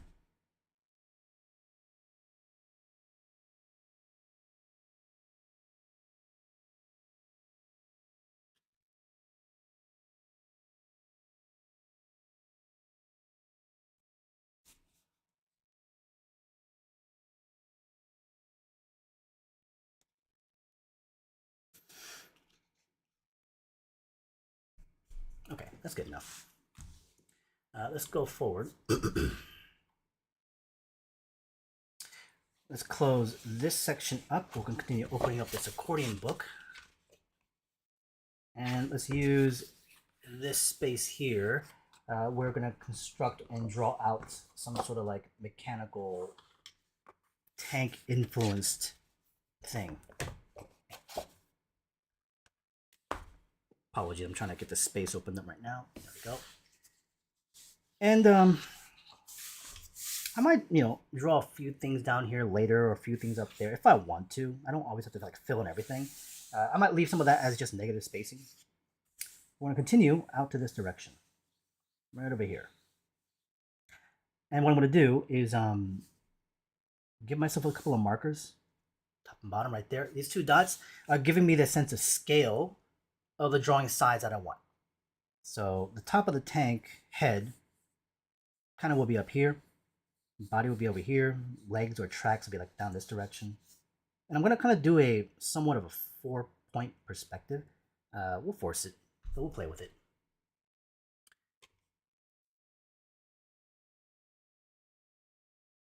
Seth is asking, how should you draw in order to memorize? Would you say the dynamic sketching method of measurement is the best, where you measure everything out? Well, we're measuring everything still by eye, honestly, so it's still a lot of optical, sort of proportioning, but also the visual memory of things. So by eyeing, observing things in real life, it helps the most. But in terms of other approaches to be able to build memorization, for me, like physical interaction with things help a lot. So, for example, if I was, let's say, wanting to have a series of experiences learning how to draw this sort of subject matter, I can look at a bunch of photographs or even like visit a museum and draw that subject matter. But there could be other things I could be doing to engage with it, to build even more memory of the thing. So what can I do, right? Well, one thing I really love doing is building model kits. So I would build models of tanks. I literally have a tank model sitting over there. It's a German tank, actually. I haven't built it yet, but it's sitting over there. So I have a stack of model kits over on that side of my table, which I want to build. So when I do a lot of mech designs, I built a lot of Gundams. Knowing how the engineering works on that part really helped a lot in terms of visual memory, because I'm interacting with the thing. I'm seeing it all the time as I'm building it after months and months and putting it together, painting it, cleaning up all the little parts, putting it together myself, looking at the instructions and whatnot. So all those things are part of the visual memory still. Even though I'm not actually drawing it, there's still some sort of interaction, right? Engagement to the thing, subject matter wise. So I would say that's probably one of the better ways of maybe integrating stuff.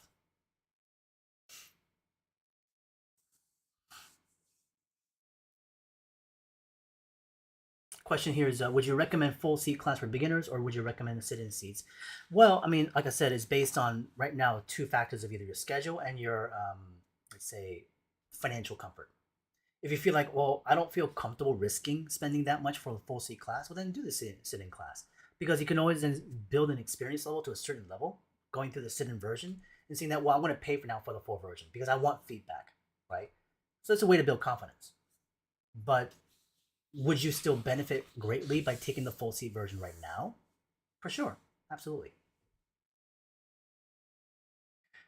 Rizzy, does the Superani store ship the Dynamic Bible to Australia? No, unfortunately, but I believe Liberdistry will. I believe. But the book right now is out of stock, so it's going to be reprinted again. It's actually being reprinted now because we've been out of stock for this first half of the year, honestly. So they're going to reprint it and be ready hopefully by this summer, June or July. Okay. Right now I'm going through some muscle memory at the moment. I'm just kind of playing with movement, trying to get a sense of like where things go. What this does, this motion and movement, it helps me visualize. So do I see an exact picture in my head on the page? No, I don't. But what this does, it gives me an idea of scale. Well, how big do I want this piece? And how big do I want that piece? And where does this part go here? Where does that part go there? So it gives me an idea, right? So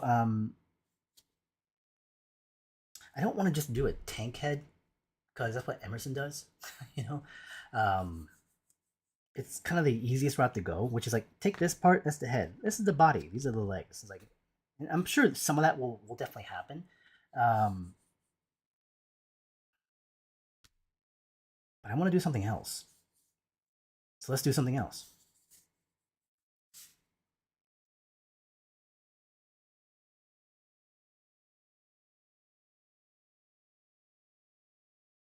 Let's do something else.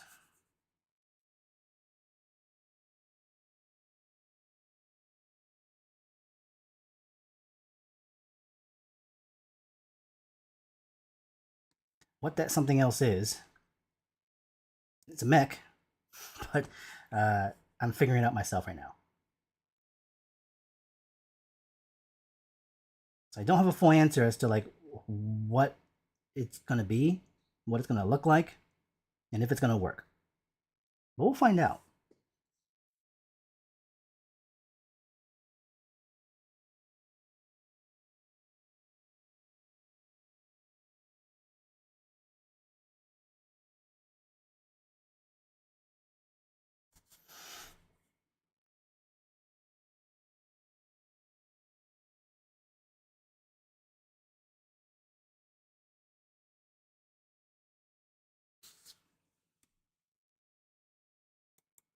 Well, you're close, Seth. I kind of like thought about where to place something like this. Probably place on the arm.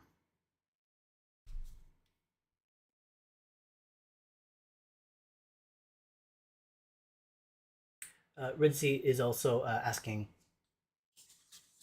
looking at studying at CDW Studios, that's the one in Australia, CDW, the Concept Design Workshop in Adelaide. Uh, I know you have experience with them. Would you say that it's worth it? Yes. Would I recommend the Concept Design Workshop in Australia? Yes, I would. It's not much else to say. I think it's a good place. The certain reasons of why, if you're looking for, one, it's the people. I think the people that are there are genuine. They care. They try to produce a good experience. It won't be perfect, but no school is. Will it be affordable? Well, that's based on your situation. But do I think it's a great option? Yes, for sure. So, in, let's say, your position, and if I was to make a choice, would I do the same thing? I would highly consider it. Through research of other things that are maybe around me at first, but still, I would say that's a legitimate place I would be looking at.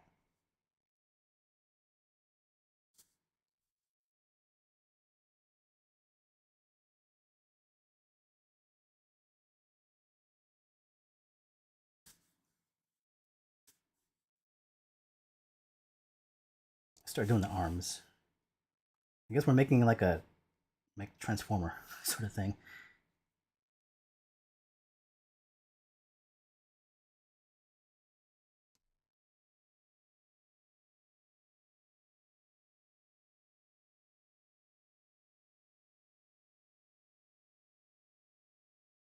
But I hope that helps a little bit.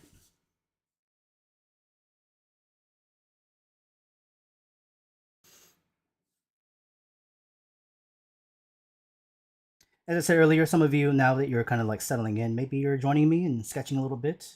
Hopefully you are. In this either late night for you in the West Coast. If you're in the East Coast, it's much later for you. So I appreciate your time. If some people here are international, it's cool to have you, depending on where you are. I know that in Europe, it should be around 8:47 a.m., maybe close to 9, depending on where you are. I'm not actually sure what time it is in Asia. A little bit later, I'm sure. But this is a late night stream, which I'll do late night streams once in a while. I don't do it all the time, but sometimes I'll vary it purposefully because I'm trying to create opportunities for people to join in different time zones. But either way, it's nice to have people even here in a late night session for me.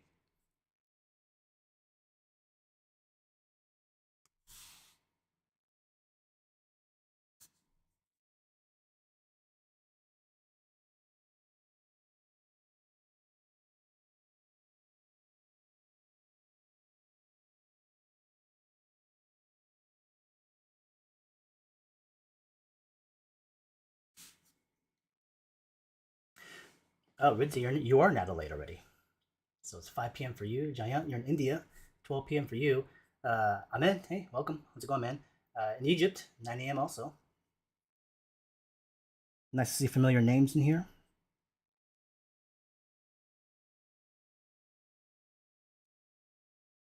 Longtime supporters for some, so I appreciate your guys' efforts to retain continued involvement to whatever level. It's nice doing a bit of a roll call here from people that are kind of all around. Gives me a sense of general engagement of location. That's something I've lost a sense of context of these days. Of like, where's everybody even from? You know, it's like Instagram and like YouTube will tell me places where people are like interacting with. A lot of them are in the U.S. typically, but it doesn't necessarily, still give me like specific exact. It's more groupings of percentages.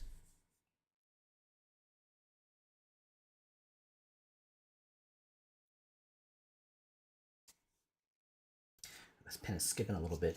Let me check the ink again. Yeah, it's a little bit low. I might switch up pens here in just a moment. I want to finish up this arm. And then from here, I want to go into the rest of the body, down to the legs.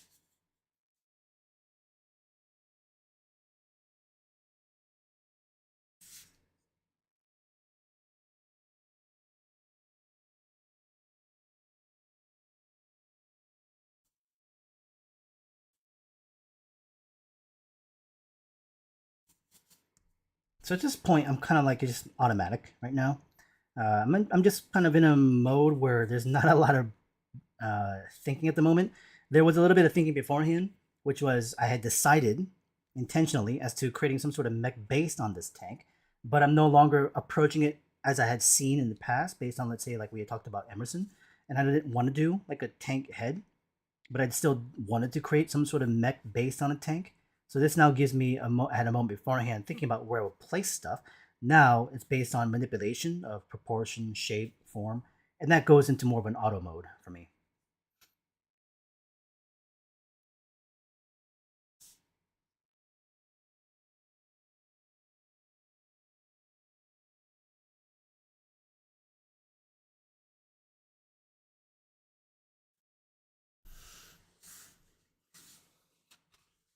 Lots of people from everywhere. Noon from Inkster, India, Jamflip, Volgograd, almost 10 p.m. there for you. Texas, it's almost 2 for you, Seth. Kenya, nice, welcome. And where I'm at currently is in LA area, so this is West Coast time, Pacific. So for me, it's currently 11:50 p.m. It's almost 3 in Canada for you, from Magic Triangle. Rufus is in Florida. Again, late over there, almost probably close to 3 p.m. Peru is almost 2, nice. Sketching along from Daryl. From the Caribbean, 2:51 a.m. Wow, you guys are all late nighters. I'm a night owl. Um, I don't always choose to be. It's just inadvertent. It's just I'm up. That's where I find the most amount of like not really energy per se, but because when I want to go to bed, like I can zonk out. It takes me like a few minutes to fall asleep, so I don't have a hard time sleeping. And I don't really stir at night. I don't like wake up through the night. So when I'm out, like dead asleep until the moment I wake up. And that could be based on the alarm or not. Um,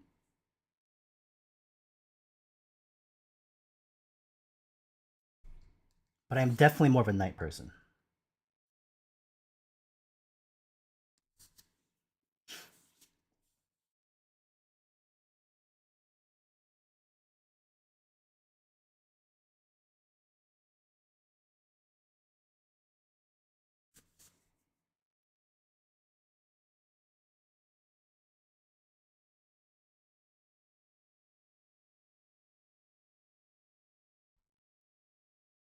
I'll come back to all these parts and refine them, add details later on.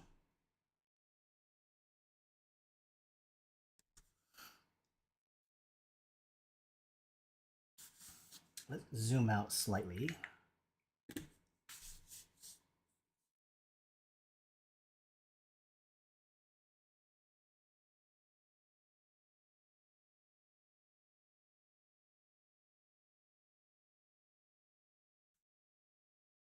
We'll give him a cannon here.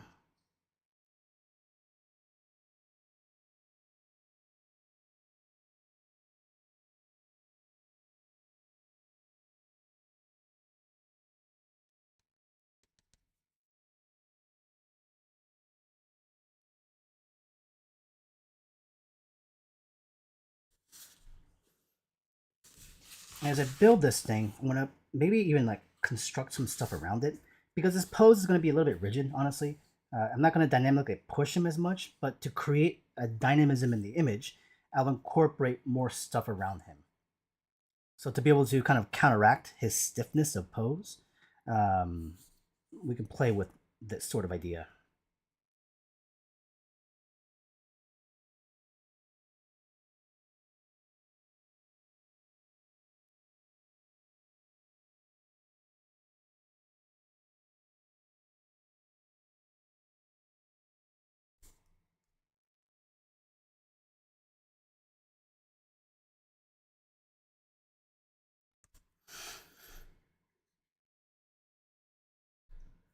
Give me a second. I'll turn on the fan. It gets a bit warm in here because all my lights are on, so it gets hot.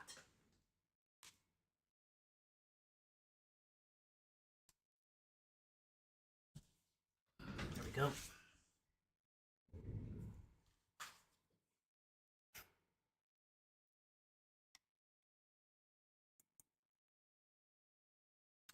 Ahmed has a question. How would you go about drawing things such as a crowd of people running a swarm, or a swarm of insects, group of flowers? Verbally to reply to that, Ahmed, in terms of any sort of like cluster of components, individuals, subjects, the idea is about being able to convey by choosing certain specific components and parts of the amount that you want to show. This is also then structured based on the layers of foreground to background.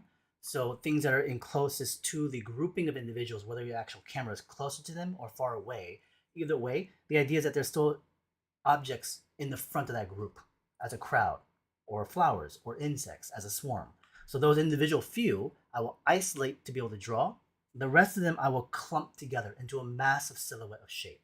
And I would use indication techniques, either by using shadow shape or indication of detail, to convey elements and parts that are recognizable. Yet at the same time, because we have context of certain individual components that are being shown specifically, you, the viewer, understands what that mass of grouping is. So if I have a crowd of individual people, I would show silhouettes of a few individuals at the very front, and the rest of that crowd is mashed together in one strong silhouette. You, the viewer, understand still what those components are, because you can still see little heads sticking up and something like that. So it's about decision making at that point. What you choose to extract, convey, and show at the very forefront, and stuff in the middle ground to the background can be grouped together into a big mass.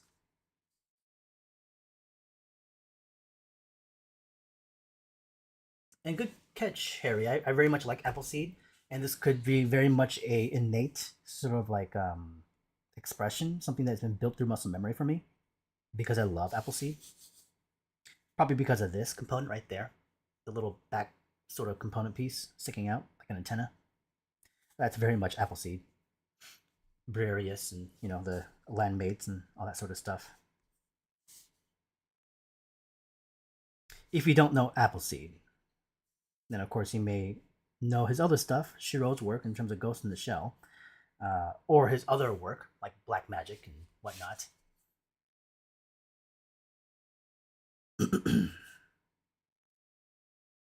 For me, my favorite property of his, first would be Appleseed, but second actually is it's a known one, but not one that's widely popular. To be speaking of tanks, I love this tank police, his Dominion tank police. I really like that series a lot, actually. Ghost in the Shell is very much up there, of course, as well too. But there was something about his older work before Ghost in the Shell that had a little bit of a lightness to it in terms of like fun factor, comedy, uh, from most even like his drawings to even his world building.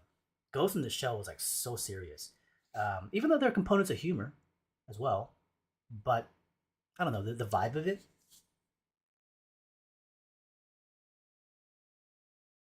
But yeah, I like Dominion quite a bit.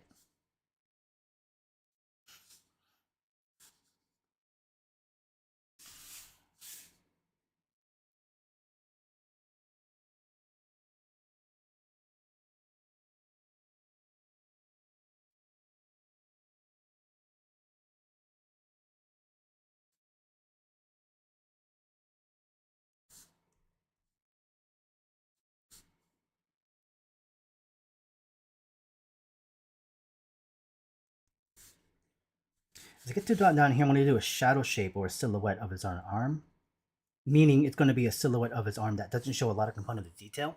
So this is the idea of what's in front and what's in back to push information, to push less information. Top here will create a sense of a focal point, more information as I go down to the legs, less information. But I will surround it with more stuff. So here, let's start incorporating that. There were no plans per se, but I can begin to initiate ideas. So let's just play with stuff.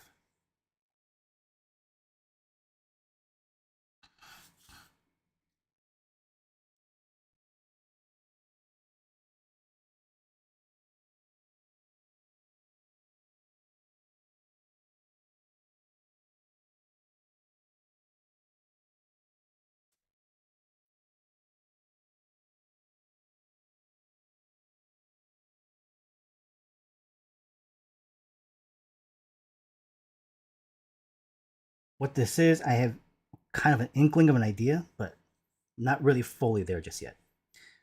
Some kind of platform, walkway, maybe some sort of control unit here, some silhouettes of people.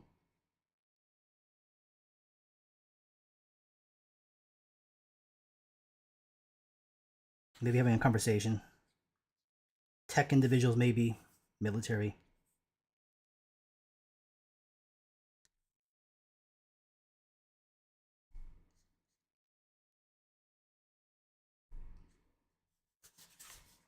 And I'll continue another piece like over here, going to the front.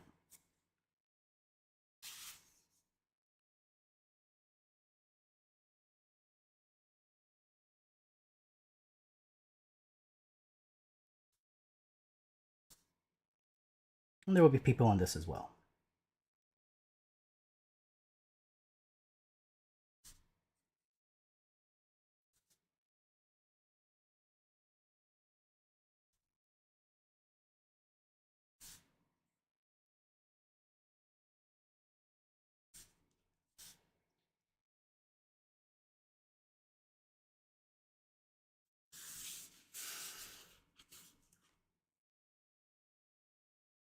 Let's see, a couple of comments here.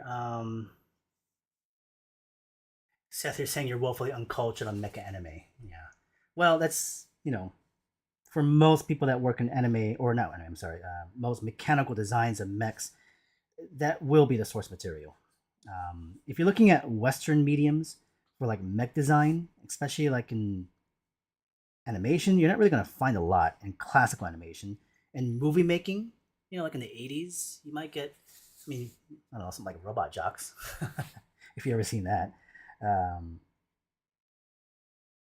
but robots and mechs, in terms of Western mediums, film to TV shows, have a very specific area of influence, being like the 50s, kind of machinery, robots, more industrial in some ways.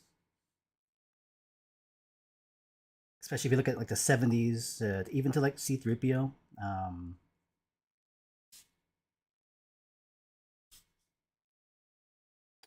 Or RoboCop. But even then, RoboCop was influenced by Japanese anime. Macross, Robotech. Maybe not so much RoboCop itself, but Ed 209 was. I just watched a documentary last night on that. There's a great documentary. It's called RoboDoc. It's on Amazon Prime, and it's like a 4-part. Each of them are like an hour. It's like a 4-hour long documentary on the creation of RoboCop. I remember them promoting that as a documentary like a couple years ago. It's great. Some people may be kind of bored of it because it's quite extensive, and some parts are not necessarily that interesting because what they do is kind of like speak about the movie in chronological order based on how it plays. And some of the actors just kind of talking about, oh, and then we go through this part of the movie and that part of the movie. And a lot of it's more like behind the scenes of what actors did. The beginning is great because it goes to the behind the scenes of the design process. That's awesome. Um, the RoboCop is awesome. But before RoboCop, of course, Terminator had come out. In the documentary, they talk about it because it had come out. RoboCop was developed during when RoboCop or Terminator just released in the theater. So RoboCop, I think, was like 80, late 80s, 89, 88, can't remember. And Terminator was like mid to early 80s, right?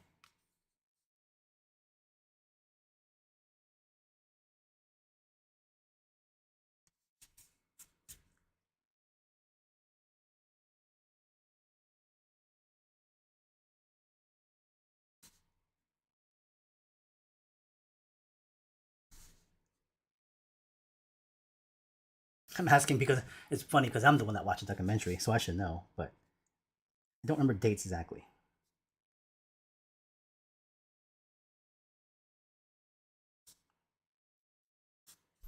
But I mentioned Ed 209 because I would say in Western, sort of like mech design, that one was not only iconic, but it was a great blend where it kind of trickled some of the Eastern Asian sort of influence a little bit. I think that would be the very first design in a movie, Western made, that might be an example of a blend, a hybrid. of Japanese design mechanics being infused to Western design. I can't think of any other design that's out there in either film or animation in Western, because at the time of the 80s, games, were the Pac-Man and stuff like that. So um, there was no, like, maybe direct hybrid influence to that design wise, because they're all just little pixels. Harry's asking, why do people love older stuff more? Because they set the standards. They set the design that we all reflect off of, based on then a certain generation that grew up with them, which that generation then grew up became more the influence to then the generation afterwards. But that generation is establishing the influence derived from the histories of things that we observed. Right? So I would say that's the reason why, probably.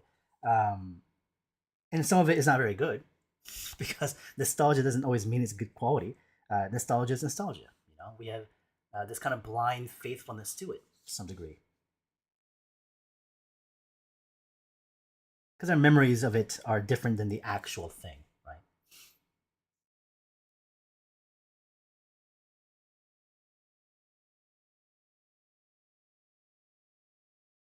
So as it set its standards, we always use them as a comparison, which is why things like Star Wars, would be considered one of the first properties of a production pipeline that we would all try to meet as a standard of a process in terms of visual look, but also how it was made. Um,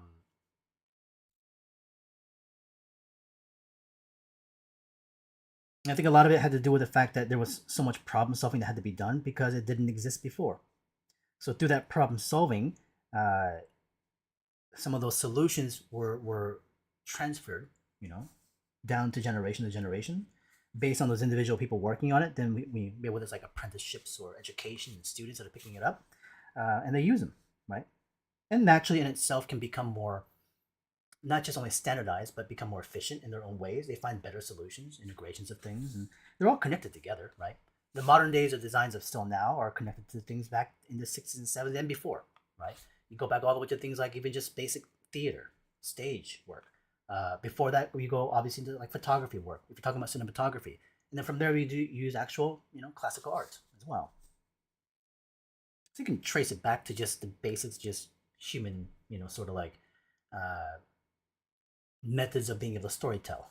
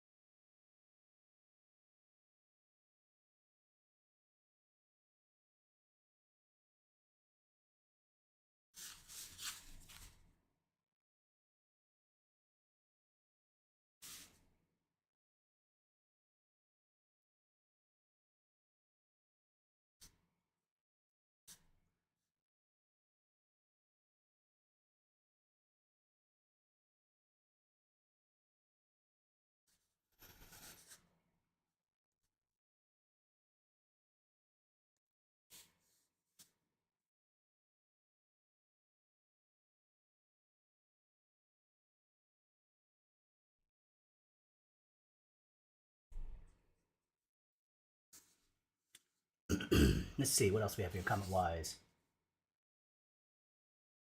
Harry's saying you're trying to think of something new that has iconic but can't think of anything. Well, it's because it hasn't had the time to test its, I guess, longevity. Time usually tests its, sort of like its integration into society, but also its longevity within its, sort of like visual influence to other things. So things that are iconic right now can't be labeled as such because there hasn't been enough time to be able to see its influence to other things in the future.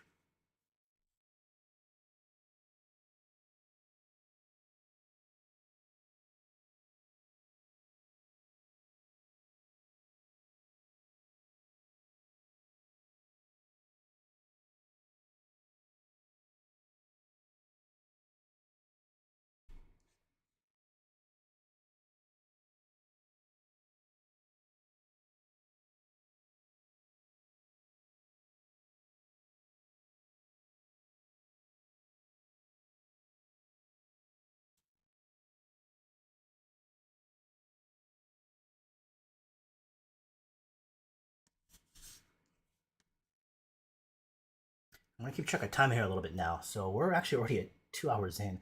We're gonna go for maybe another, I don't know, 15, 20 minutes. And that'll be pretty much the end of this session. What I want to do is kind of finish up the legs, push a bit more detail, hit that part up to the top in terms of focal point, and then we'll start to wrap things up here soon. So that means if anybody has any but any sort of remaining questions, things we want to talk about, now will be the time to do so as we get into the later stages here now.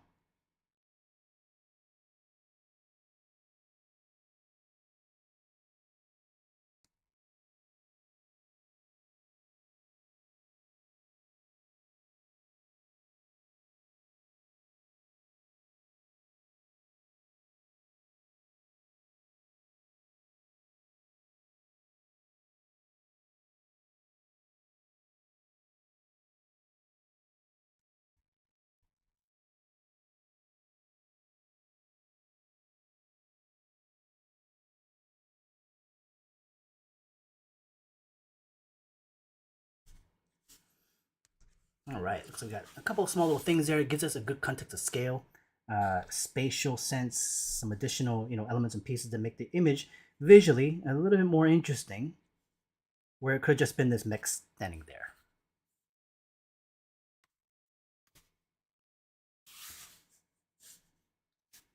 Sorry, this is buckling occurring. Let's close it up on this side a little bit.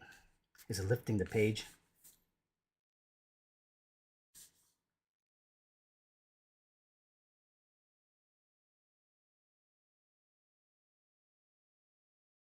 So you can kind of see the angle, the perspective where the horizon line would be somewhere in the middle.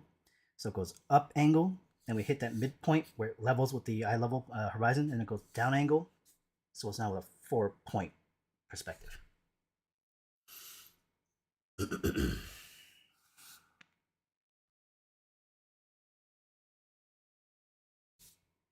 Well, you choose your sufferings, I guess, Seth, in terms of poisons.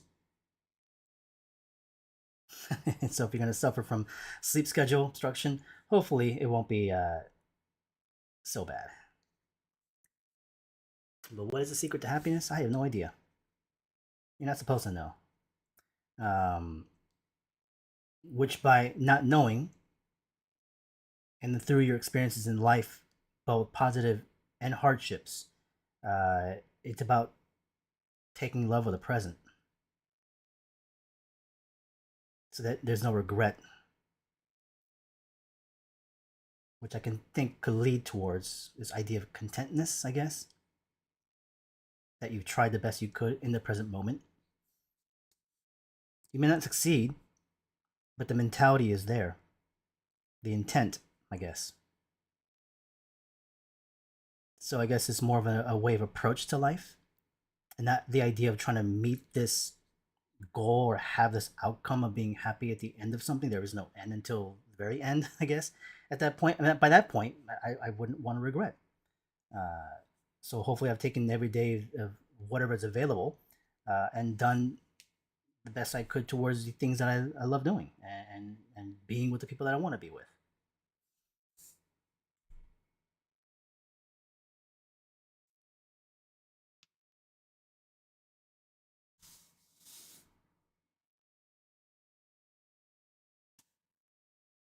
Nurigan is asking, would you say practicing with pen and paper is better than digitally? No.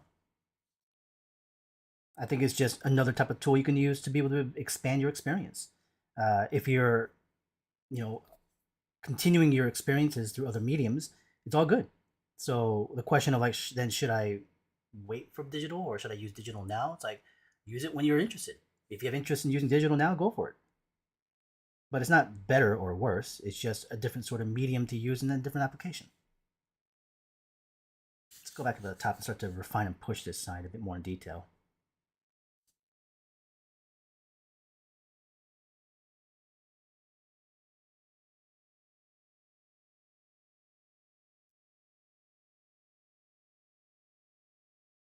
And this is now when I say detail, like going to things of little dark accents, little shadow groupings, recessed areas where light's not hitting it. And by using such like little dark accents, it helps push things inside and push it forward. So it creates a sense of surface variance And again, the illusion of information.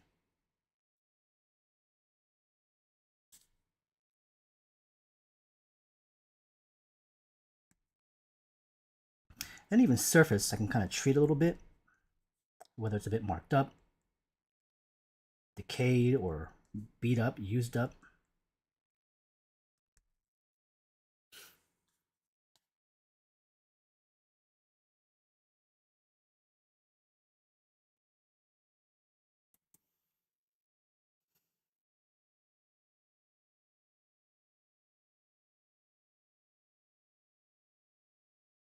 Peter Schroeder is saying, Gundam Wing and Zoids are also some mechs you like. I'm very much glad you enjoy those. I liked Gundam Wing as well too. Zoids I've known about since the '80s when I was a kid. I never really fully immersed myself in them afterwards. I just recognized the dinosaur mechs that I really liked at the time, but I never was able to actually own any of them as a kid. Especially in the late '80s, early '90s, some of that stuff in the US was hard to get. So you definitely had to import them. Today, it's like they're everywhere. So, but Zoids is very interesting.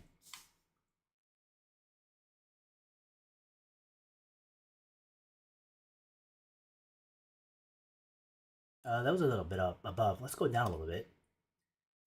Darts in the Dark is asking, "What's the secret of sadness?" um, Not running away from it, I guess. I don't know the answer to the secrets, but only based on reaction to the questions, embracing it because there's no way to control and guarantee to avoid sadnesses.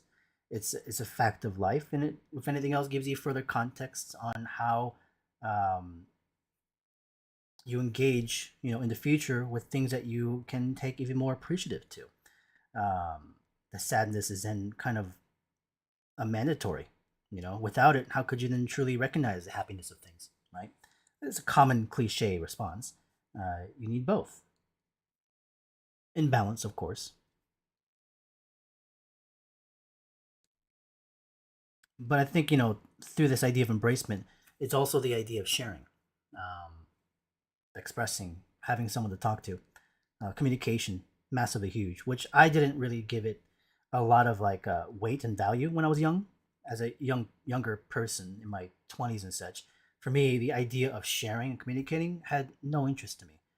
Everything, as again a cliche approach, uh, as a young male, is to keep things internal. You kind of handle it yourself, and I'll take care of it on my own, and I don't need anyone else. It's stupid. It's common, but it's the way it was, literally.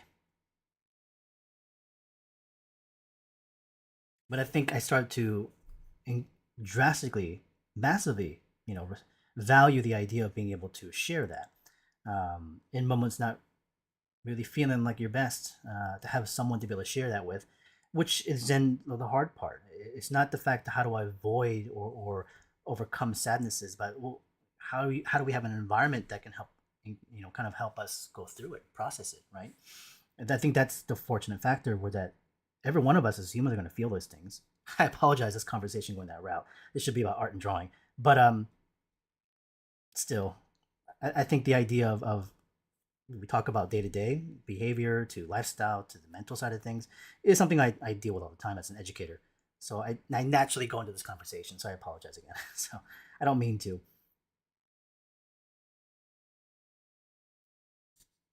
So yeah, I'll just stop.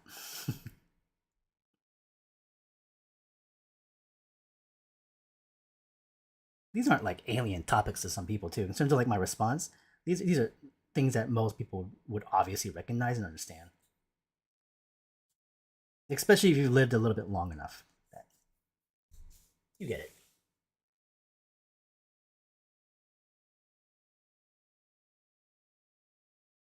Julia's saying you've been learning to draw for 8 years now, and sometimes I think even though I have improved a lot, art is not your passion. I just love bringing my ideas to life. Should I still learn? That's not for me to decide, and you don't need my approval. You don't need anybody's approval. If it's something you just like to do, you do it. But just because it's not a passion shouldn't create this pressure, nor expectation that somehow you have to use it for something, to create some sort of like job position, or to make income from it, or to be certain levels of quality, to compete, to be better than others, or to be otherwise, to influence others, to even convince others that you are appropriately choosing the right direction of things. No one else's opinion matters at this point, even your family's, because it's just you and yourself and your art. I don't care how old you are either. At some point, if you feel like you're young and I can't make those choices, well, at some point you will have to. And hopefully you have the maturity and also the confidence to say, well, this is just how I want to use it. And so no one else's opinion on that matter is really going to help in that case. This is just based on my observation, based on my thoughts and opinion because you asked. But if I was in your shoes, that's the way I would look at it. So should you still learn, I hope you can make a decision on this and have the confidence to choose, whatever that may be. And if you decide not to, that's okay. And if you do, great. There is no wrong choice at this point. But the question is, will you choose something?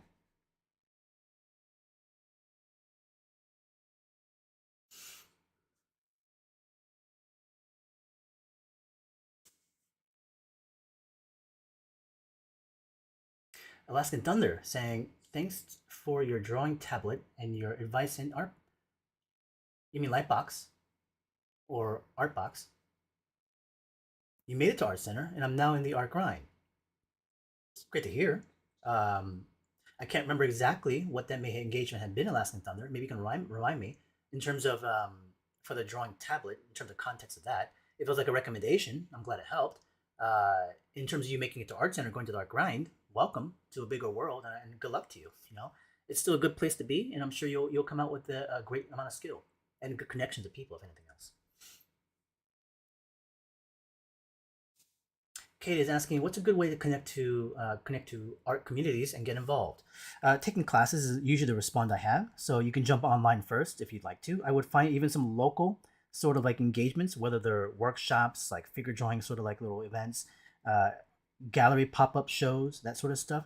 You got to physically be in the environment to come across these sort of like energies.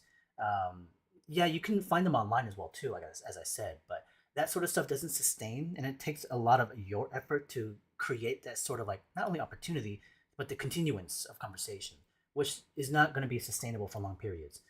But being actively in presence of places can then generate possible not only just friendships but engagements that create this sort of like future sort of like I don't know structures that you can establish that could be kind of like even like a weekly meetup sort of thing, sketch and draw sort of stuff. You know, people do the whole draw and drink kind of drink and draws all the time. But the physical part, you kind of need to be also then taken out of that digital environment at times. And so when you're out there in life, you can actually then see what people are pursuing, what they're doing physically, and you can ask them questions and share things. And it may seem like you can do everything like this online as well too, which a big factor of it you can, which is why I'm not saying you wouldn't take it out, but it does miss on the element of being able to be physically present because that creates a bit more investment, I would say. So find that. But how do you find it in the first place? I mean, you can go to local schools and, like I said, colleges and places that might create that sort of opportunity. Um, you can even visit like local art stores that might post up things like weekly drawing events, or they could even go to like cafes and certain places like that that might also initiate this. Uh, as I also said, events that might be happening locally or slightly outside could be another initial part to really establish and find where that could be happening. So if you, let's say, go to a local Comic Con, you might find maybe a booth or a table that is operated by someone locally around you. That sort of stuff of engagement, or at least initial dialogue, can happen at first. Now, depending on your location, it might be very sparse, but again, like I said, depending on where you live, you might find a lot more than you realize. And location, yes, does matter. So here in like LA, there's always stuff happening within our community of things, whether because we're close friends of individuals or there is more publicly based stuff happening.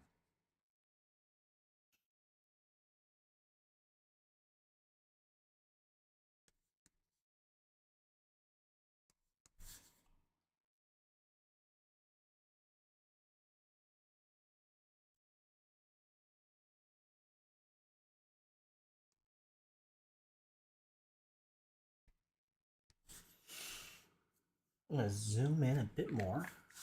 There we go. So you can actually get a little bit closer to this thing. Let's see. Viva Jess was asking, I suffer when it comes to speed. My work is now acceptable, um, but you struggle to meet deadlines and you get work because of it, and get work because of that aspect of speed.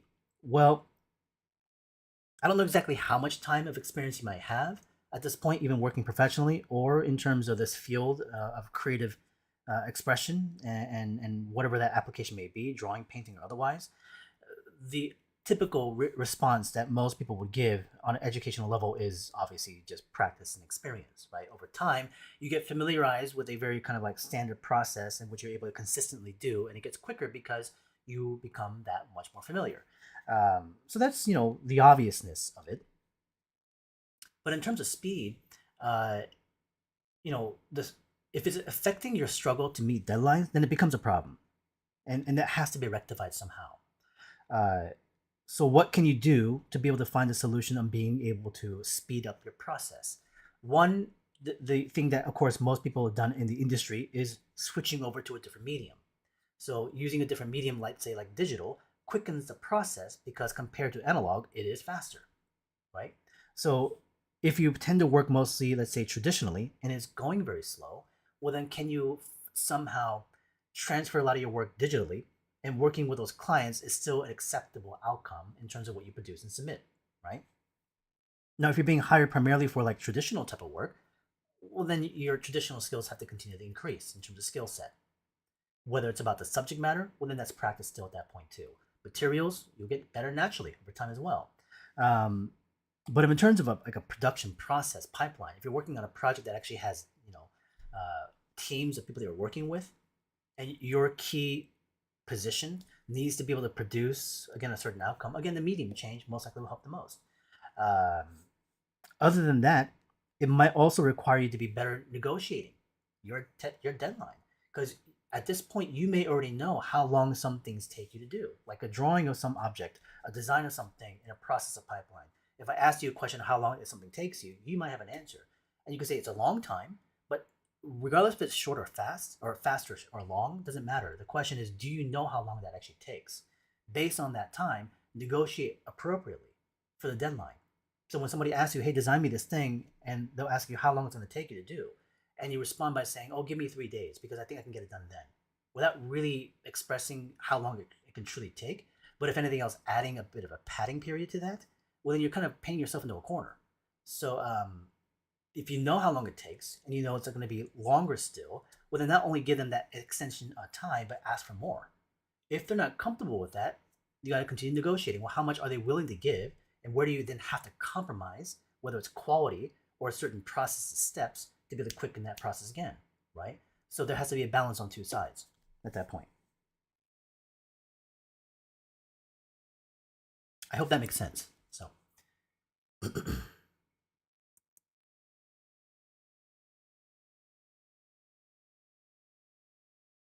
let's see. Antoine's asking, any tips on using streakiness of fast strokes with the Pigma FB in one's advantage, dry brushing techniques, and so on?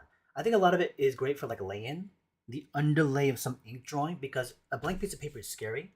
So using, let's say, the Pigma FB model, which is drying out a little bit, you can still use it in a dried state to produce some form of visual, which is like basically doing an underlay.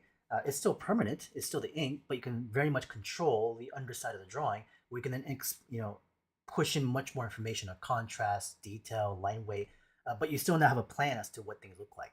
So it's not really a thumbnail, but it's an underlay sketch, right? Except it's just not erasable.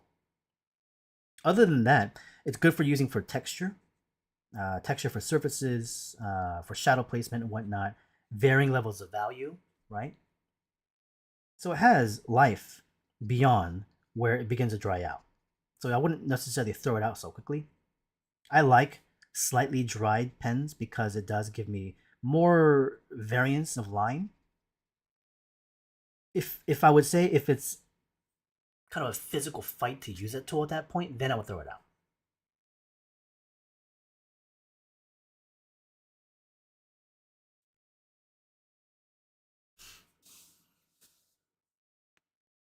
Miguel's asking, what advice do you have for aspiring drawing teachers?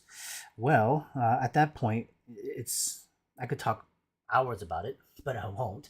So to keep it quick and simple, um, it's obviously, in terms of like what I would say, one would be just patience, being able to listen to the individual in terms of what they're looking for, what they're trying to figure out, to come down to the level and to be able to kind of see them eye to eye on things, and not to be authoritative in that sense of telling them only what to do, but to be able to recognize, well, how does this person also absorb information? So you got to be able to listen to them a little bit, based on what they understand and don't understand, and so you have to kind of adjust and compromise yourself a little bit at that point. So building your communication skill set at that level takes practice, of course. That's really the other obvious thing, which is time.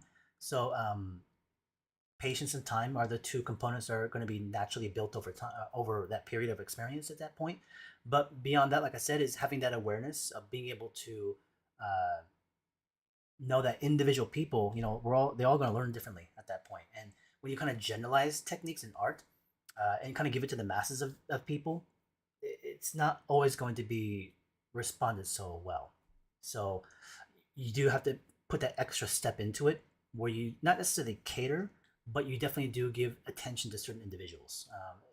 So that way everyone's kept up into a certain level of position and continuance of forward movement.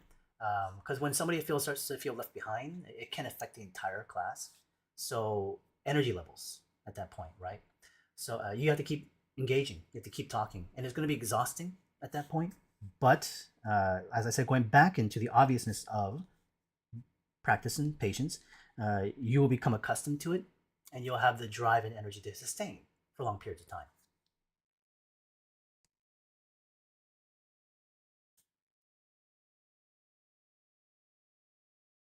But I would also say, in addition to this, I wouldn't necessarily feel like you're sacrificing or compromising your own build of skill, because through education, you yourself should be also growing and learning and increasing your skill set.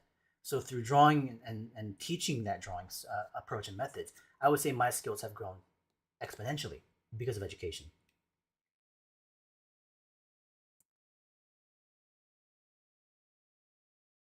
Ahmed is asking any tips for line work quality and pen control to make every stroke has a purpose. That's a tough one, because not every line will have purpose. Because if it did, I feel like it would be overly too controlled. I think in terms of when you implement this sense of purpose to the line control, should be then thought about, right? Does it come before or does it come after? And for me, depending on what I'm doing of intention, if I'm studying, let's say like a tank, and I'm trying to build and construct it, the initial step will not have this purpose of stroke. It's more about being able to establish the general idea. As I place in some general forms and draw through light constructive methods, the line work that goes on top of that will then have more purposeful strokes. Something like this, which is not being, let's say, constructed with the most basic of forms from the very beginning, my sense of purpose of the stroke has to be implemented from the very beginning, right? From the start of the drawing. So this then requires the sense of confidence and familiarity, as we all talk about, but a study method has to come first. So as you go through the study process and you build that sense of confidence, then you can start to move in something like this where you go directly into that purposefulness of it, right? So it's more about when you become more purposeful. Because then that will give you the sense of decision making, choice. Choice builds confidence. If you're unaware of your choices, you're lost. And then you make mistakes, right?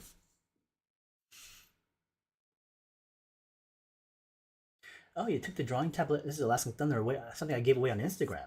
My gosh, how long ago was that? We also met at Lightbox in 23. Oh, last year. Okay, awesome. Thanks for the reminder. Glad to hear that's helped in terms of your pathways, Alaskan Thunder. Hopefully, this upcoming year, if you come back to Lightbox again, remind me, please.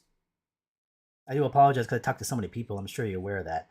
So sometimes my memory gets a bit scattered. So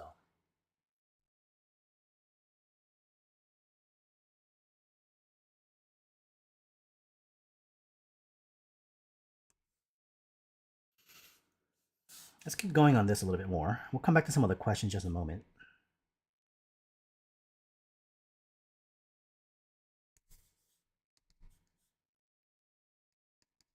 This is really only about maybe like 5 minutes away from being done.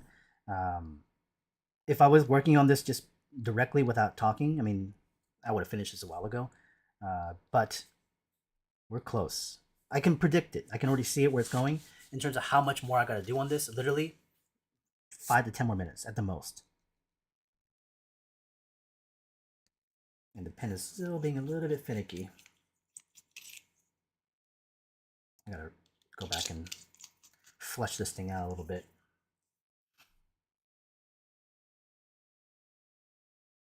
It still works great. It's just not enough ink in the converter.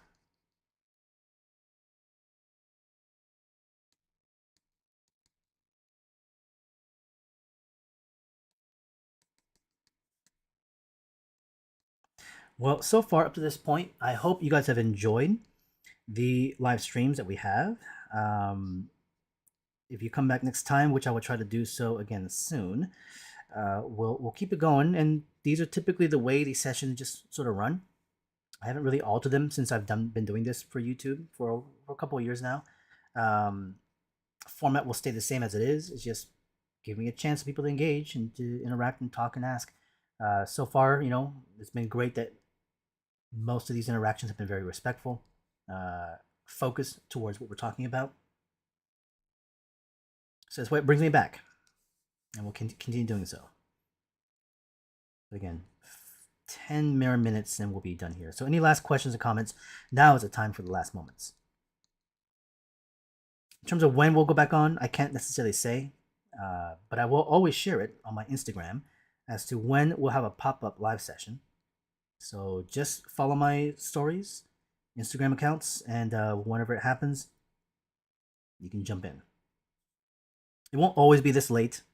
So for those of you that are joining in right now internationally, some of you might not get a chance all the time, so I apologize.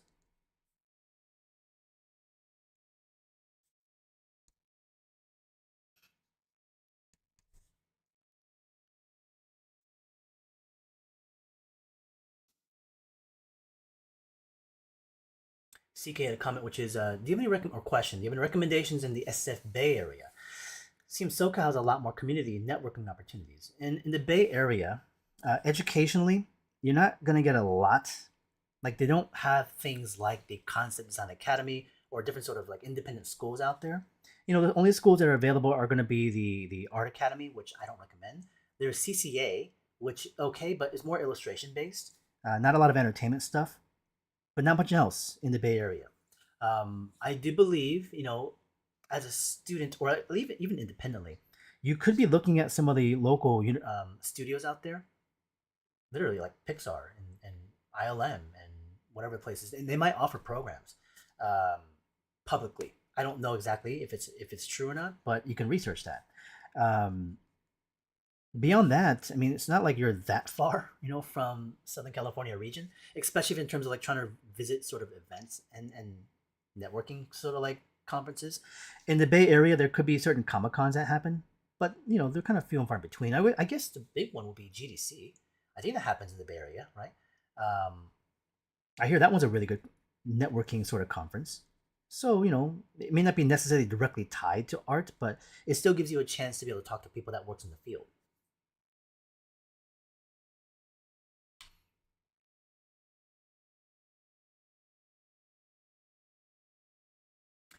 G. Jerry was asking, what is the number one key in keeping momentum? Would it be drawing a subject over and over again?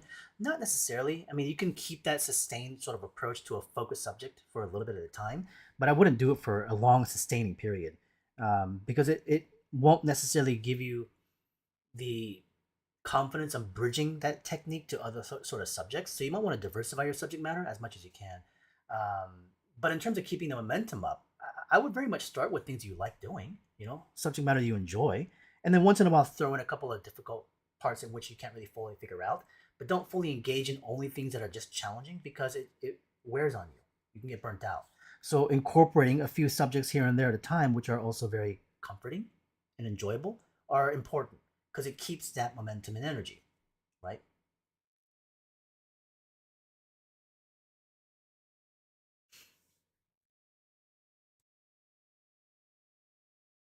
Harry's asking, why won't people leave me alone? Maybe people like you. Um, Seth is asking, your noodling strokes are interesting. Do you just randomly feather them in to apply texture? Not randomly. It is very much inspired by other artists. So there is visual language here that is discoverable by research of other individual people that have a language of their own that you found very fascinating, interesting, aesthetic, or whatever the case is. Through practice, uh, whether that's mimicry or integration, hybrid through practice, you'll be able to kind of find that voice within it yourself, and it becomes then integrated as a natural thing of your own visual identity.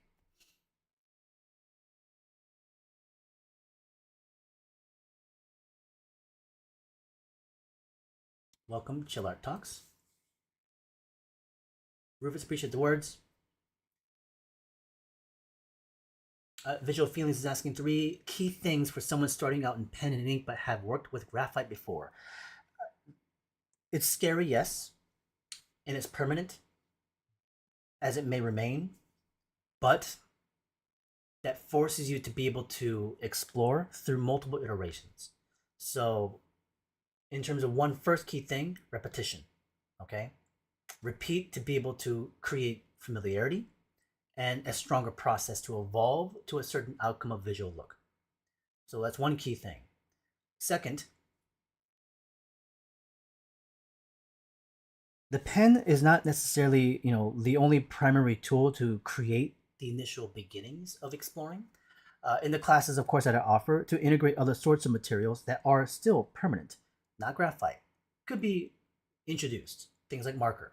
And the marker can be used to help plan where things might go and where it could be placed in to give you a better idea as the pathway to the visual language or the visual outcome. So that sort of incorporation of materials combination is also appropriate.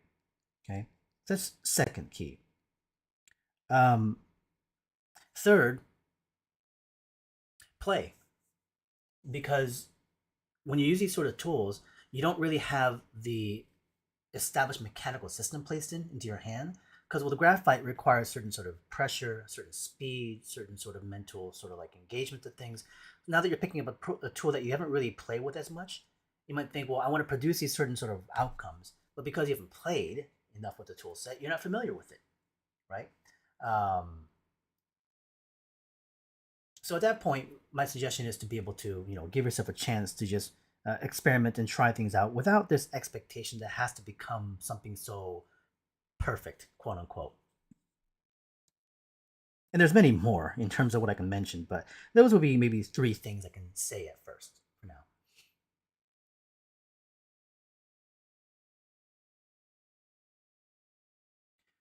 Roderick was mentioning when it comes to teaching and being a teacher, what it feels like to know that you are awaiting potential in people who probably didn't even know they had it all.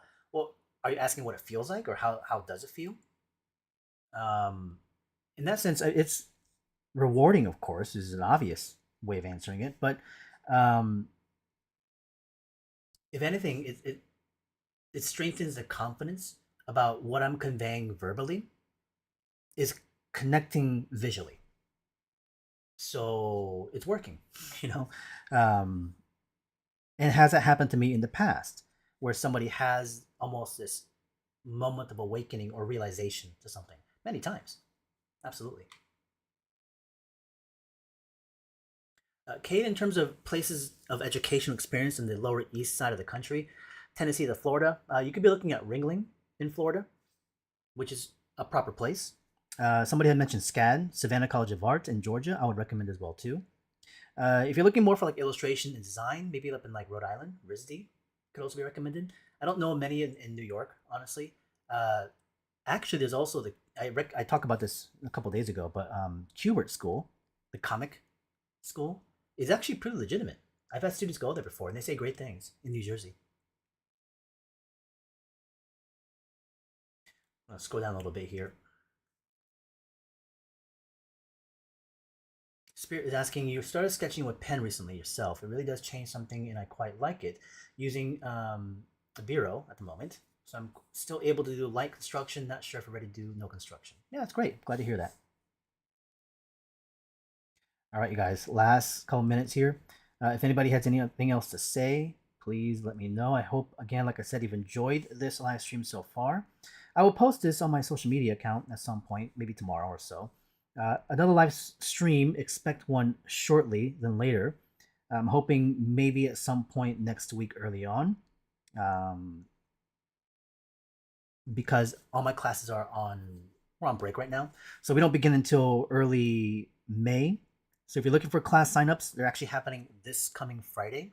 So this coming Friday, the registration date. So if you're looking for online opportunities, that will be the time to sign up. I will announce that again on my Instagram, and on YouTube, I would say next week, sometime early on, is probably the next round of when I will go online. So possibly look forward to that. But as I said, best thing to do is follow my Instagram and just kind of keep track of my stories, and just usually they're posted up about a half an hour, 15 minutes to half an hour beforehand.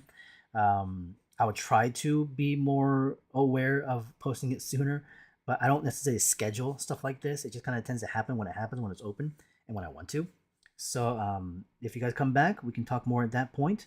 But so far, let me just zoom out a little bit here. You can start to see where we ended up.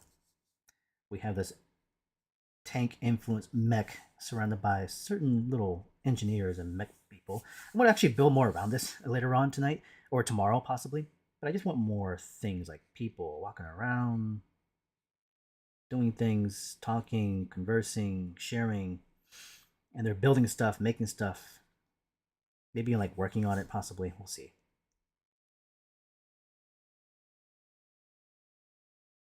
But it was fun to sketch. So where we started with, somebody had actually requested that we try something with building something with the primitive approach.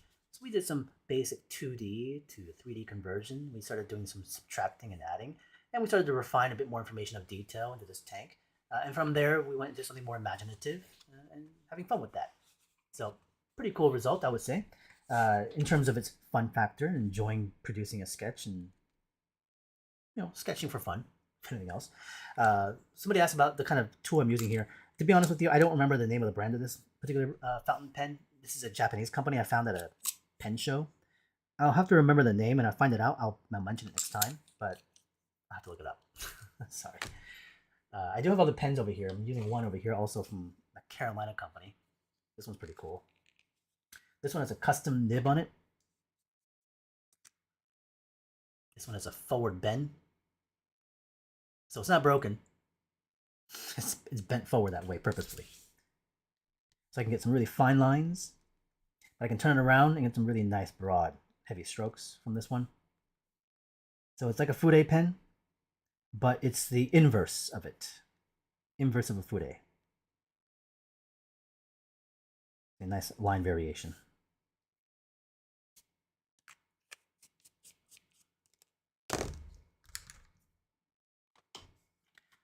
Last couple questions here. Meggie is asking, when is the Dynamic Bible Volume 2 expected to release? I am hoping by the end of this year. So initially I wanted to maybe launch it in July for Comic-Con, but I think Lightbox Expo is when I'm going to have it ready for availability. Lightbox Expo. So Spirit was asking, what kind of fountain pens do I mainly use? I do really enjoy the Estabrooks. These are my kind of main go-to tools. These range between $190 to $200. This is actually way more, so of course I wouldn't recommend it because it's not necessarily within the price point for most people. But something like this, I would say is actually appropriate. You might think, there's no way I would spend $200 on a fountain pen. Well, consider the fact that you would buy one of these, you take care of it. It's a lifelong tool. You just have to refill the converter, and you can endlessly buy these kind of tools off the shelf over and over again and spend much more money and waste way more plastic. But this is a long-term sustained tool set that could be with you for a lifetime if you take care of it, right? So to me, that cost is worth it.